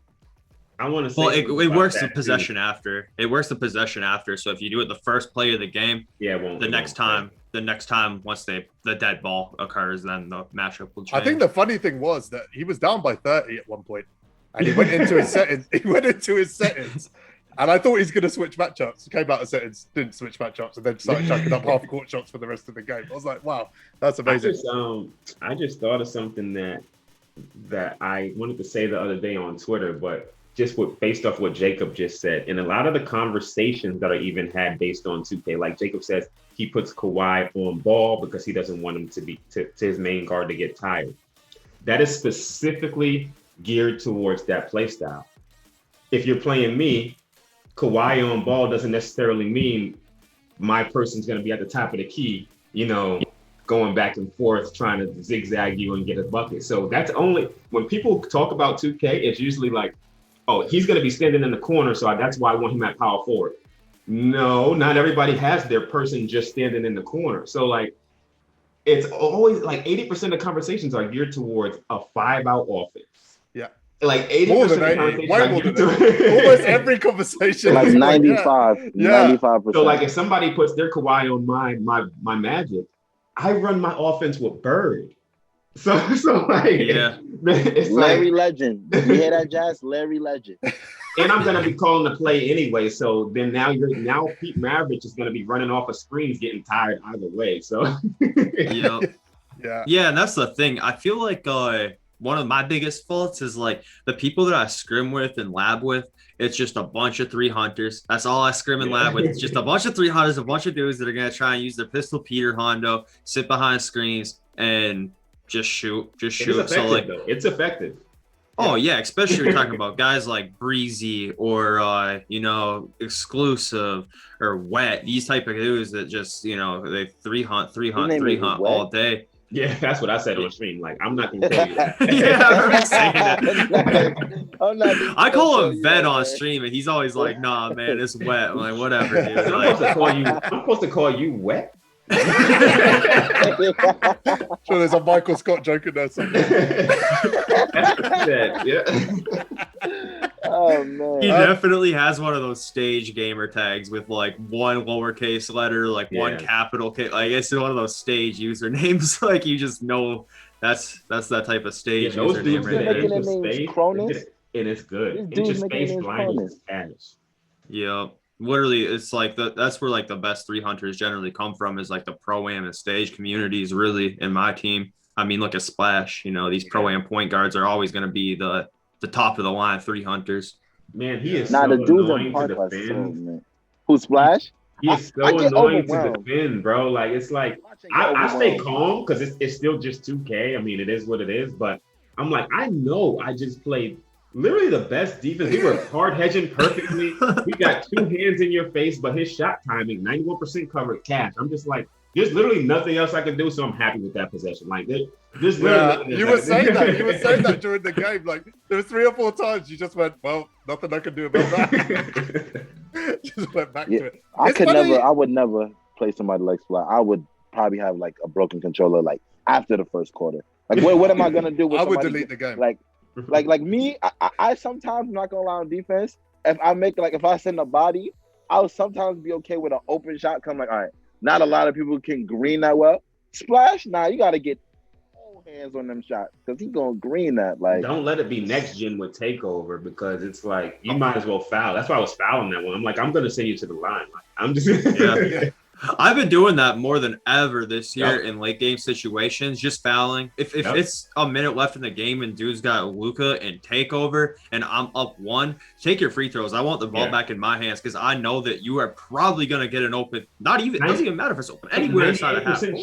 98% chance they're hitting the shot. Just the way the game is built and how good the card is. Like, yeah. Jacob, do you know Green? Do you know who Green is? Yeah. I was watching her stream the other day, and she was like, I think she was up by 1 or something with 10 seconds to go, and she was like, I hate having the last possession. She was like, what would Jacob do? Anyway, she literally said, what would Jacob do? And then the opposition's transitioning, and she fouls it to let him go up by a point. So she has 8 seconds left with the ball, and I was literally like, what are you doing? Because she scored, and then it went back again. Like she fouled him again. So she fouled this guy like 3 times in the last 10 seconds. I was like, what are you doing? And she typed it in. And she said, Jacob told me to do this. And I was like, this is the weird thing. That's what I do. I mean, on next gen, I am more comfortable getting a bucket than I am getting a stop. So I want to have the last possession with the ball in my hands. It's one of those type of games. I always Nick will. Nick plays like that. Nick? Yeah. Nick, like Nick's if it's future, a close man. game, if it's a close game and I'm down, let's say I'm down by 3 and it's a 12 seconds left. I'm gonna bring it up. He fouled me. And I was like, Nick, are you kidding me? I'm like, you're such a sweat. I'm like, you're such a sweat. So I knock it down. It's a 1-point game. Nick gets his bucket, coming in again. He fouls me. I'm like, all right, bro, you can have the game at this point, but I'm not doing this. Like, I'm not doing this with you, bro. Like, I'm not. Yeah. The whole like 5-out conversation. It's really interesting for me because like my progression in sort of like NBA games is I played 2K21 this year, 2K20 last year, and the game I played before that was NBA Jam on the Super Nintendo. So I took like 20 years off basketball games, but like I got significantly better at the game like this year over the last 3 months. Pretty much as we started the podcast, like hanging out with people like Josh and Jacob and Jacob, people like that. I'm learning a lot from different people. And there was a couple of months ago where I started, 5-outing and basically just shooting, shooting off screens, curry sliding into shots, all of these different things. And it's all I do now. First of all, it's all I do. It definitely improved my win ratio drastically, like learning how to play that way. But there is the absolute fact that I know I lose games now that I wouldn't have lost before. Like, I'm really aware of that. Like, when my shooting's off, I don't have a plan B right now. I don't remember what I used to do. I was like, what did I do before?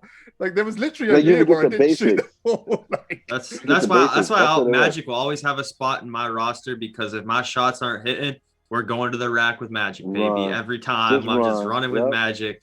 I mean, it's so easy too on next gen just to do a step back into a quick dribble or whatever and just take off with Magic. I mean, all these new point guards came out, like Grant Hill and I mean, you could say Joakim Noah or whatever too. All these bigger point guards are going to come. But I mean, as far as just pure getting to the hoop last year and this year, I feel like Magic's that guy. That's why Magic stays on my team. I didn't even trade in my Magic for anybody. I'm like, Magic, I got Hall of Fame claims, Hall of Fame posterizer, Hall of Fame deep threes.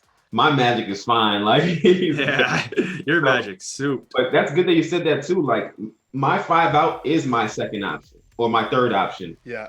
So if my freelancer's not working, plays are not working, they're doing pretty decent, or they're just playing some kind of amazing off-ball defense and in the lane or something, I can easily just hit pass and screen away. And then 9 times out of 10, that player doesn't know how to stop that, or they're staying on the center and they're trying to guess and they're getting dotted. Because I know how to 5-out. Like, I could literally run 5-out, like some of the, not like splash, like shooting and stuff like that, but I understand the court spacing. I understand who's going to be open at what time. I know how to drive to the lane with the best of them with Magic Johnson. So, hey, you could stop my plays and stuff. Okay, you did good with that one. You did good with that one. You got good with the series. Oh, let's try this 5-out. Score every play. See, that's the thing. That's what I like. That's the thing. Like, a lot of the competitive dudes, that's what sets them apart. Like, their knowledge on the game. Like, I'm still at a point where, like, I was on a point where I was like, I wanted to learn so much about the game, but I kind of got lost up in my own ego. So I stopped like learning. And whenever I lose, instead of trying to learn from that loss, I started taking it personal.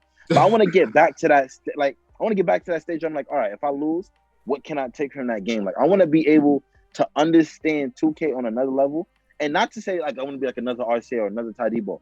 I want to be like Killa Josh. Like, I want to have my own style to where it's like I learn the game.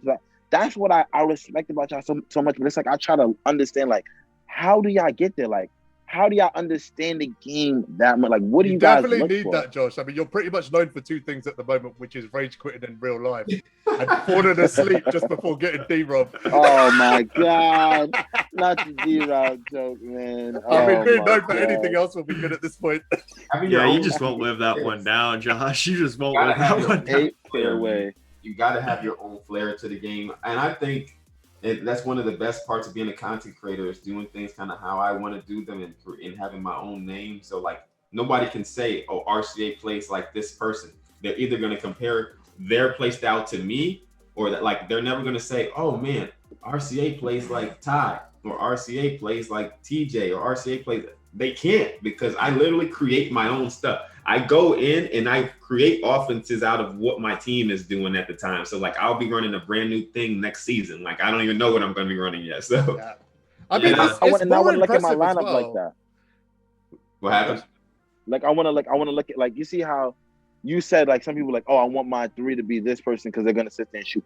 Like, I remember how actually it was like season when I got Dwayne Wade, I showed you my lineup, and I was trying to figure out, like, how should I use this lineup to the, the best of, like, I want to have my lineup where it's like, all right, I know this card, each card has a role they play, and not just like a simple, like, oh, spot up and shoot, and then this guy is just run off. Like, I want to build my lineup to where it's like, all right, I'm using everyone to their full capability. You know what I mean? Like, I want to look at the game from that standpoint when I make a lineup, and not just. It's hard to do this time of year. It really is hard to do this time of year because every card's a demi, like, at this point, really. So it's like you really, really don't even have to pick those roles unless you really want to. Because now with my lineup, like, every single person in my starting 5 could be a number 1 scoring option. So it's just kind of like the anybody type of offense, really. I mean, it is cool to do that at the beginning of the year, but at this point, like, there's really no such thing as a role player unless you want to make them a role player, No, that's literally what I was about to say. Like,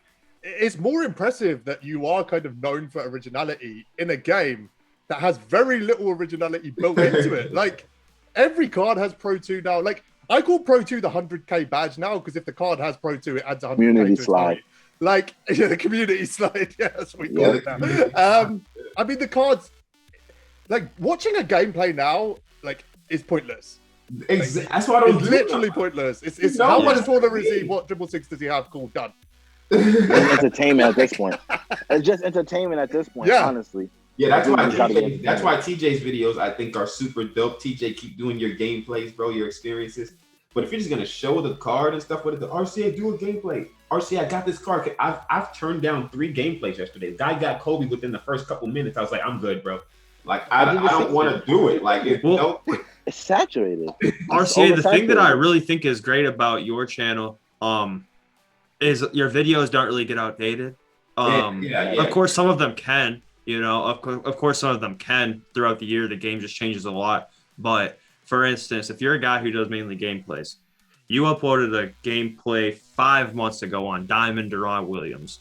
Nobody's getting anything useful out of that video in April. Now that video is going to sit there for the eternity of forever until I go back and watch it in 3 years when I do a MyTeam history video. That's the next time it's going to get watched, right? Yeah, you'll clip it for a video in 3 years. Yeah. So like, I mean, the cool thing about RCA's channel is, you know, you can go back and watch one of his videos from December and it would still be relevant information that's valuable today. Where if you go back and watch just a random gameplay from a card that dropped back then, what's that really gonna?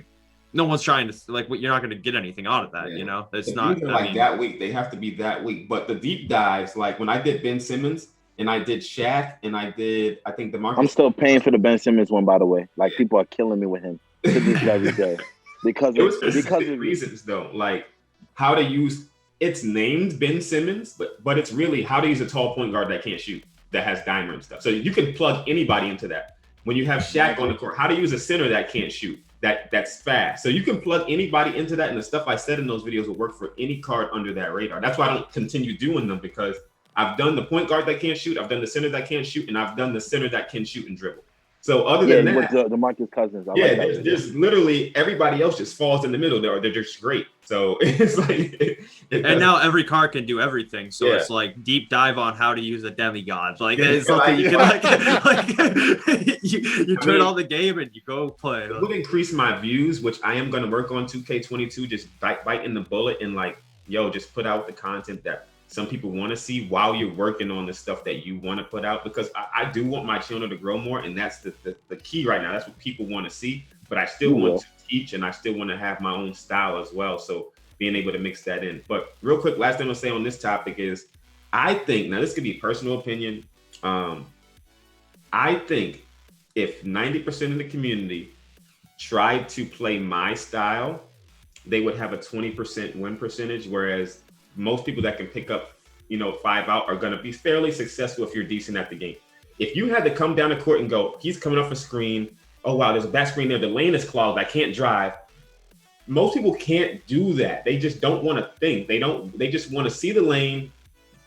It's either help defense or there's not. I mean, like that's literally it. Yeah. And I think people say, well, I think dribbling is very hard too. Dribbling and like quick stopping, that is very difficult. But if there was a challenge like, go out and you can only run the 80 freelance, which has the lane just packed, and you have to win a game this way, there would be a lot of rage. Like people would not be able to win games. But when you have to think more than just what's out there, what's that 5 outs that's out there. You need time, and you need to really want to learn to play the game that way. That's the thing. What Jacob was saying before, it's just you can kind of no-brain the game, can't you? You can just click in, you know what you're gonna do. You just play the game and it's over. It's like, when you're driving sometimes and you just get there, you don't even realize what was happening. That's how I feel playing like an unlimited game sometimes. It's like, well, I don't remember the journey, but we're here. That's what happened. It seems easy, but it is actually it's a very difficult play style. Especially when I'm strict on, even if I'm playing against the top player, I am playing how I like to play. I'm not gonna just fold because that's what the meta is, and that's how I'm gonna continue to play. The biggest thing, I think why a lot of people wouldn't have success with like with anything outside of a typical play style, if they were trying to run different sets, et cetera, I think is just lack of patience. Yeah. People don't want to have the time to walk the ball up the court and let something develop always. I think people can see that.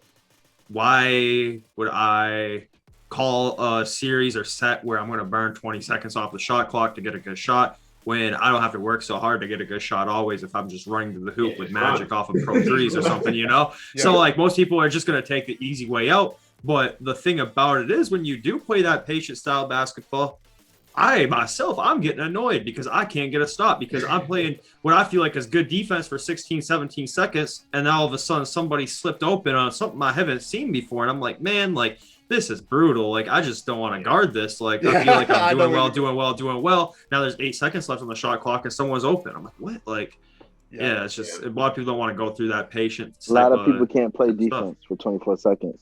That's something like, Jazz had told me that. And something you know about the best defenders, Ty can literally sit there and play defense for the entire shot clock. And that's what separates him. Like, a lot of people could probably go a good 10 seconds of defense, expect a turnover, something, a bad shot. And for the most part, if you're playing somebody casual, they're going to take a bad shot 10 seconds into the shot clock.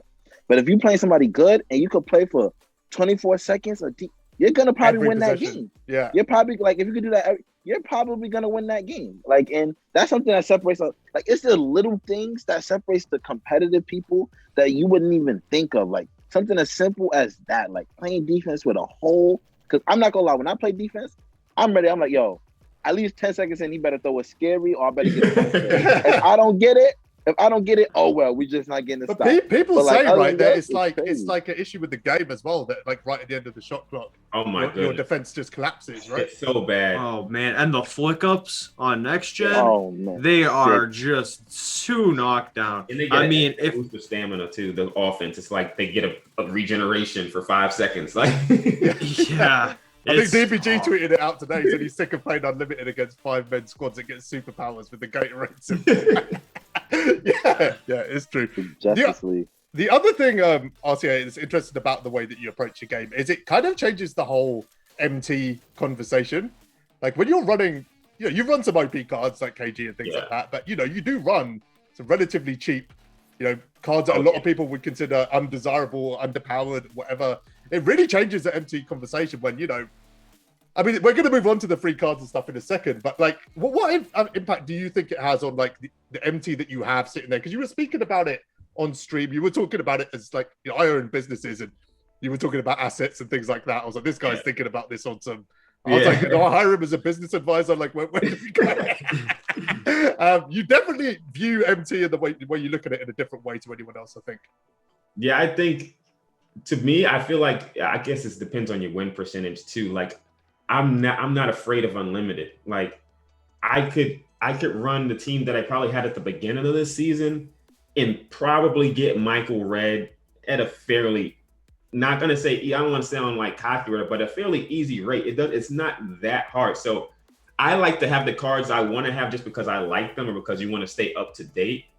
But just to have an unlimited, I'm like, oh, I'll just continue to run Rondo, or like, oh, Kermit's still fine at small forward or whatever. Oh, I forgot to put deep threes on this guy, whatever. Just because like unlimited is not hard to me. I just feel like the people on the unlimited are, especially before this month, before they got skill-based matchmaking, it was like a 30-point game like every time. Then you get that one good game. Now it's a little bit more difficult. I will say now it's a little bit more difficult, which is good. Yeah. I think people get wrapped up too much in the gym. Like, I have to have the dark matters, which means they're going to be more expensive. So they're not going to go down to get the Galaxy Opals or the Pink Diamonds anymore when some of those are better than the cards that are just coming out. So they just want Tyrese Halliburton OP card is at the time. They don't look at what's the best card for them in their team. I mean, shout out to Notorious God, who's coming back next week on the podcast. But, he's a Pro 2K player. He played in the Play Now Globals and things like that. Like, he's used to playing with underpowered cards. And we started account sharing like probably 3 months ago. So he went on his first 12-0 run and he ran through Sapphire Chris Middleton, like the current day card. That's who he went 12-0 with. Like running a 90 overall or whatever, wasn't glitching in any way. Like that was just a card he was running through. And then I let him share my account and I was like, listen, you're never going to grind the game because you're too comp and too cool to do it. He's the Jacob of his kind of relationship with Dale. I'm the Dale. I was like, jump on my account. I went 12-0 once and I was like, okay, I'll hand it over now. I've got my badge of honor. I'm definitely not doing this every season. Unlimited ain't easy for me. It's a grind and a half. Anyway, he started using the OP cards after running these trash cards on his account. Like he ran Ja Morant like 2 months after he'd come out. the diamond one, and he just went crazy, like on my account. And it just got me thinking at the time. I was like, if you're constantly playing with like what would be considered underpowered cards, you take someone who does that and then give them an overpowered card. Oh yeah. Like Yeah. the skill gap's going to be irrelevant at that point. It's insane. Play Now builds good players. Play Now players are good. They really are. Like, I didn't think they were. I thought the people that played Play Now were kind of like the most pure casual of the game. And I started playing those Players Lounge current teams tournaments. Those guys are good, man. Those Play Now where heads Ty are started, right? good. He won ESL 100K on that. I mean, Yeah. you gotta be much more like strict with what you do with underpowered cards. You know, you can't. There's not as much room for error with things. So speaking of MT, this is one of the conversations I just had lined up for us really at the end of the podcast. How important do you think it is right now, or how necessary is it, do you think, to spend money on the game? Because people have various opinions on this, right? And there's a lot of people out there running no money spent accounts and they're grinding the game 24/7. And then the argument to that always is, oh, well, I haven't got that kind of time. So the only way I can get good players is by sinking some VC into the game. I don't know if that's entirely true anymore because of the amount of great free content we're getting out of the game. Like, just look at what they dropped yesterday, right? You win 12 unlimited games, you play 12 limited games, things like that. Okay, it's a bit of time, but it's over a weekend as well. I think most people can do that. Do you think there's any reason right now to spend money on the game? No, none at all. Multiple answers to that one, but the first one is no, because unless you're playing in a tournament or your 250K is already over, so what are you getting from it? That's just the business side of me talking. Like, wow, unless this is literally makes you the happiest person of your life, why would you spend money on it? But aside from that, there's so many different things to grind, which is why I made the no money, no time, like little YouTube series I made, and I started streaming on Twitch. I don't want to spend any money, and I don't have time. This is how I can still get good cards. And you can run either budget cards, or they're putting out this is the first time 2K started putting out so many Galaxy Opals, so many pink diamonds and stuff that you can literally get by playing a couple games, not hundreds. You can play like 6 games and get good cards. But besides like the triple threat ball, I know Splash played like 2,000 something games. That's luck there. But even if you get lucky, 15 games, you got the best card in the game, pretty much to most people, Danny Ferry. So yeah, it started with Clyde Drexler, right? You could get paid one game. Yeah. Clyde was good. There's so many different cards that were like the triple threat online too, being able to save the ball drops. As long as you can get up to like board 4 or something like that, you can get some of the best cards in the game as well. Now they're not as OP. I will say you're not getting a Kareem Abdul-Jabbar for free. Yeah, but you are getting a D-Rob, right? Like, yeah, exactly. You got to grind. You got to grind. You got to have extra time for that. But it's able to be done. And they made XP easier. It's not even like they made XP hard last season. It was like, here you go. Here's D-Rob. It is a joke.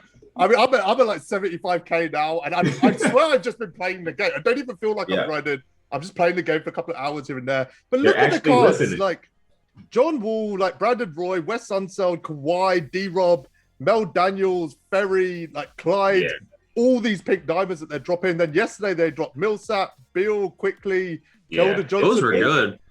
Yeah, I mean, those are good cards. I can't see a reason anyone would need to spend money. And MT is so easy to get in game as well now. That's the thing. You chuck a few diamond contracts on a few players, you run any game mode and you're just building MT. Like, you know, I pulled like 4 diamond contracts this week out of various game modes. It's crazy that the stuff in 2K wasn't like this before. I don't know how long you guys been playing MyTeam, but I used to be in Facebook groups a lot about this. And the biggest complaint was 2K doesn't care about the customer. Just complaints after complaint after complaint. Something happened to you in Unlimited, doesn't matter. We'll send you, 2,000 MT. No free cards were good at all. Unlimited cards were a joke.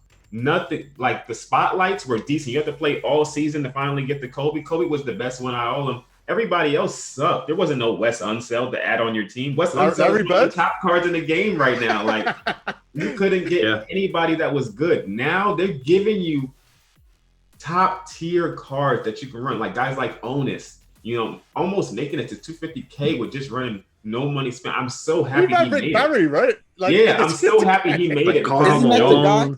Blake Didn't Griffin. he get flash pause and then he ended up turning that game around?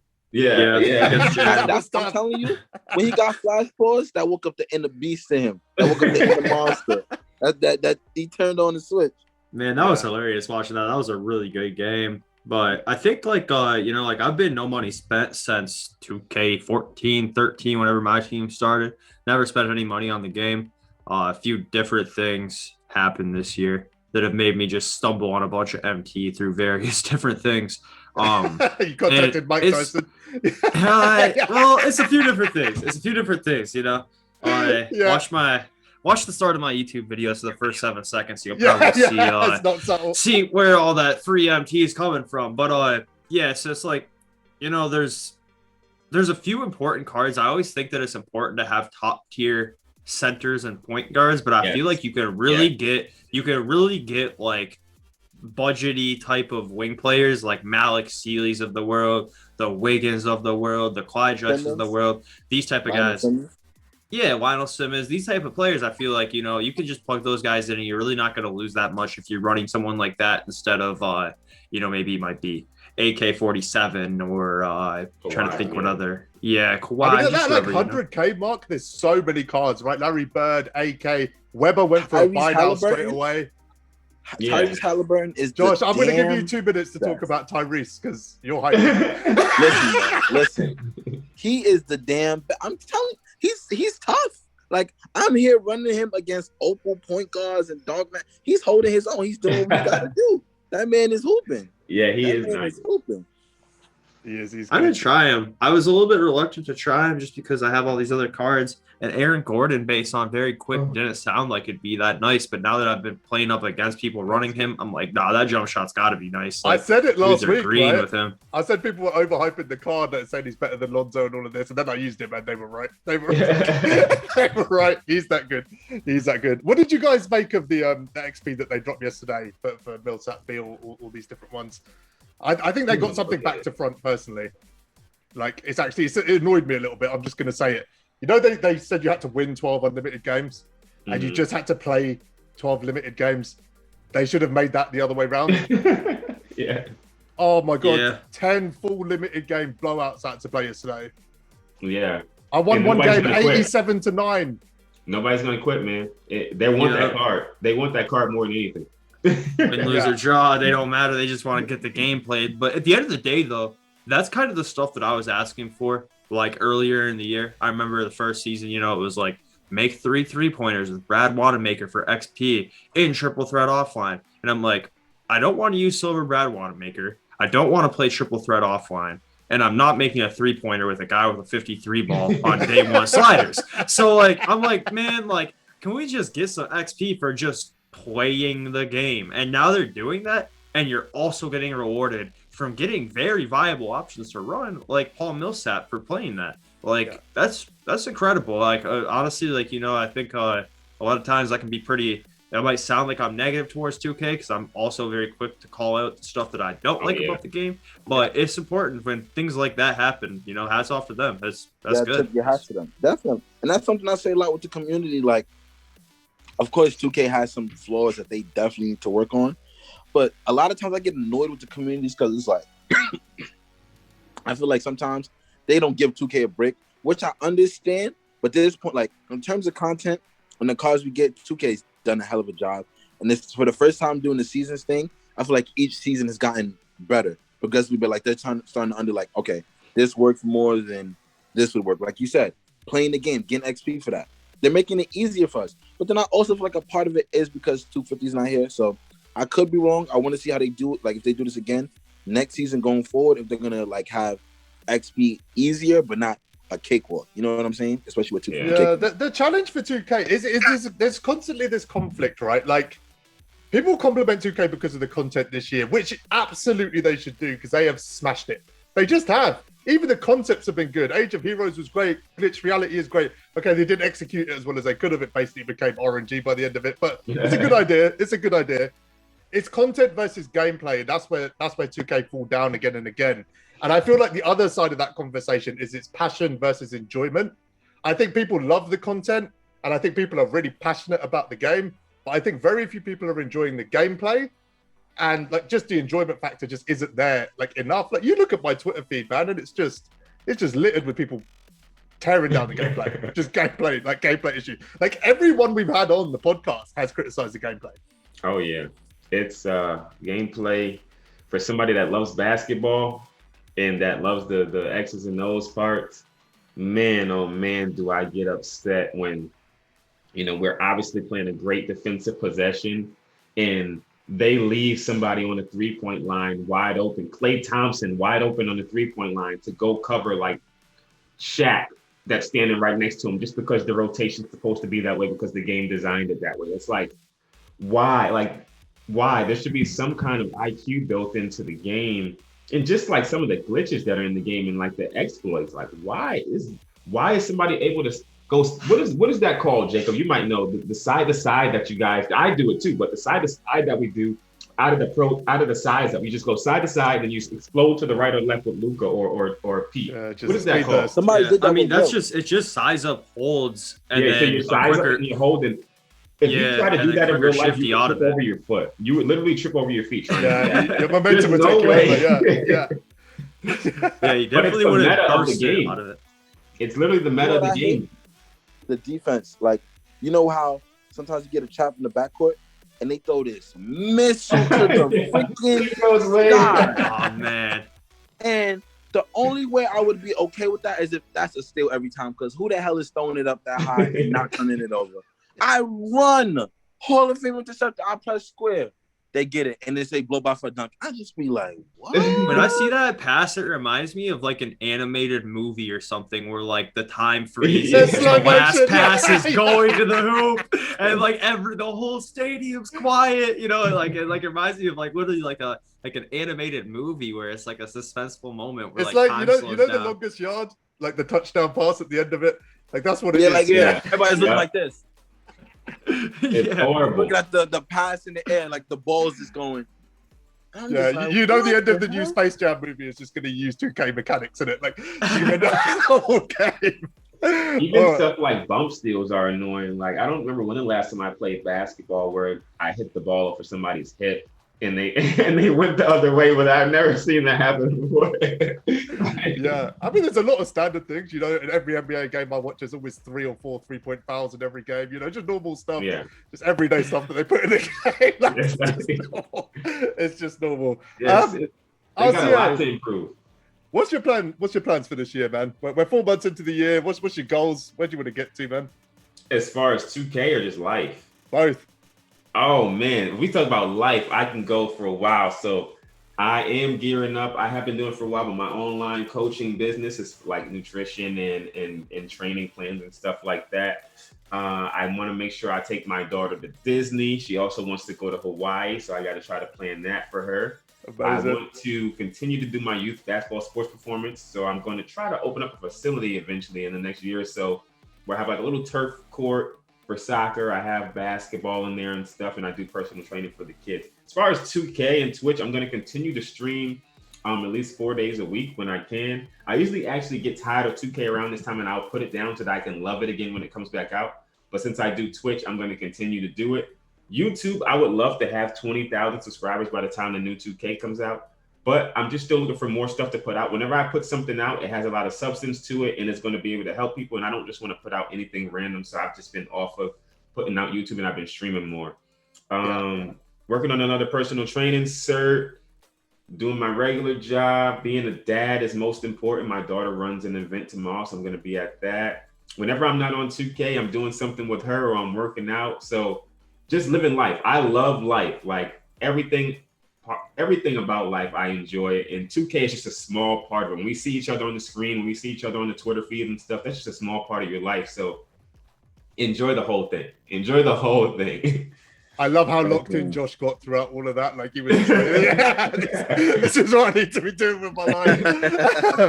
We got to talk tomorrow, man. I put on like 2 stone during quarantine, so we're gonna chat tomorrow. And, I got some consults next weekend too. A bunch of people been hitting me up for next weekend. Some people that want to gain, some people that want to lose, and stuff like that. So I'm willing to help out, obviously. So hit me up, man. Yeah, guys, his links are gonna be in the description.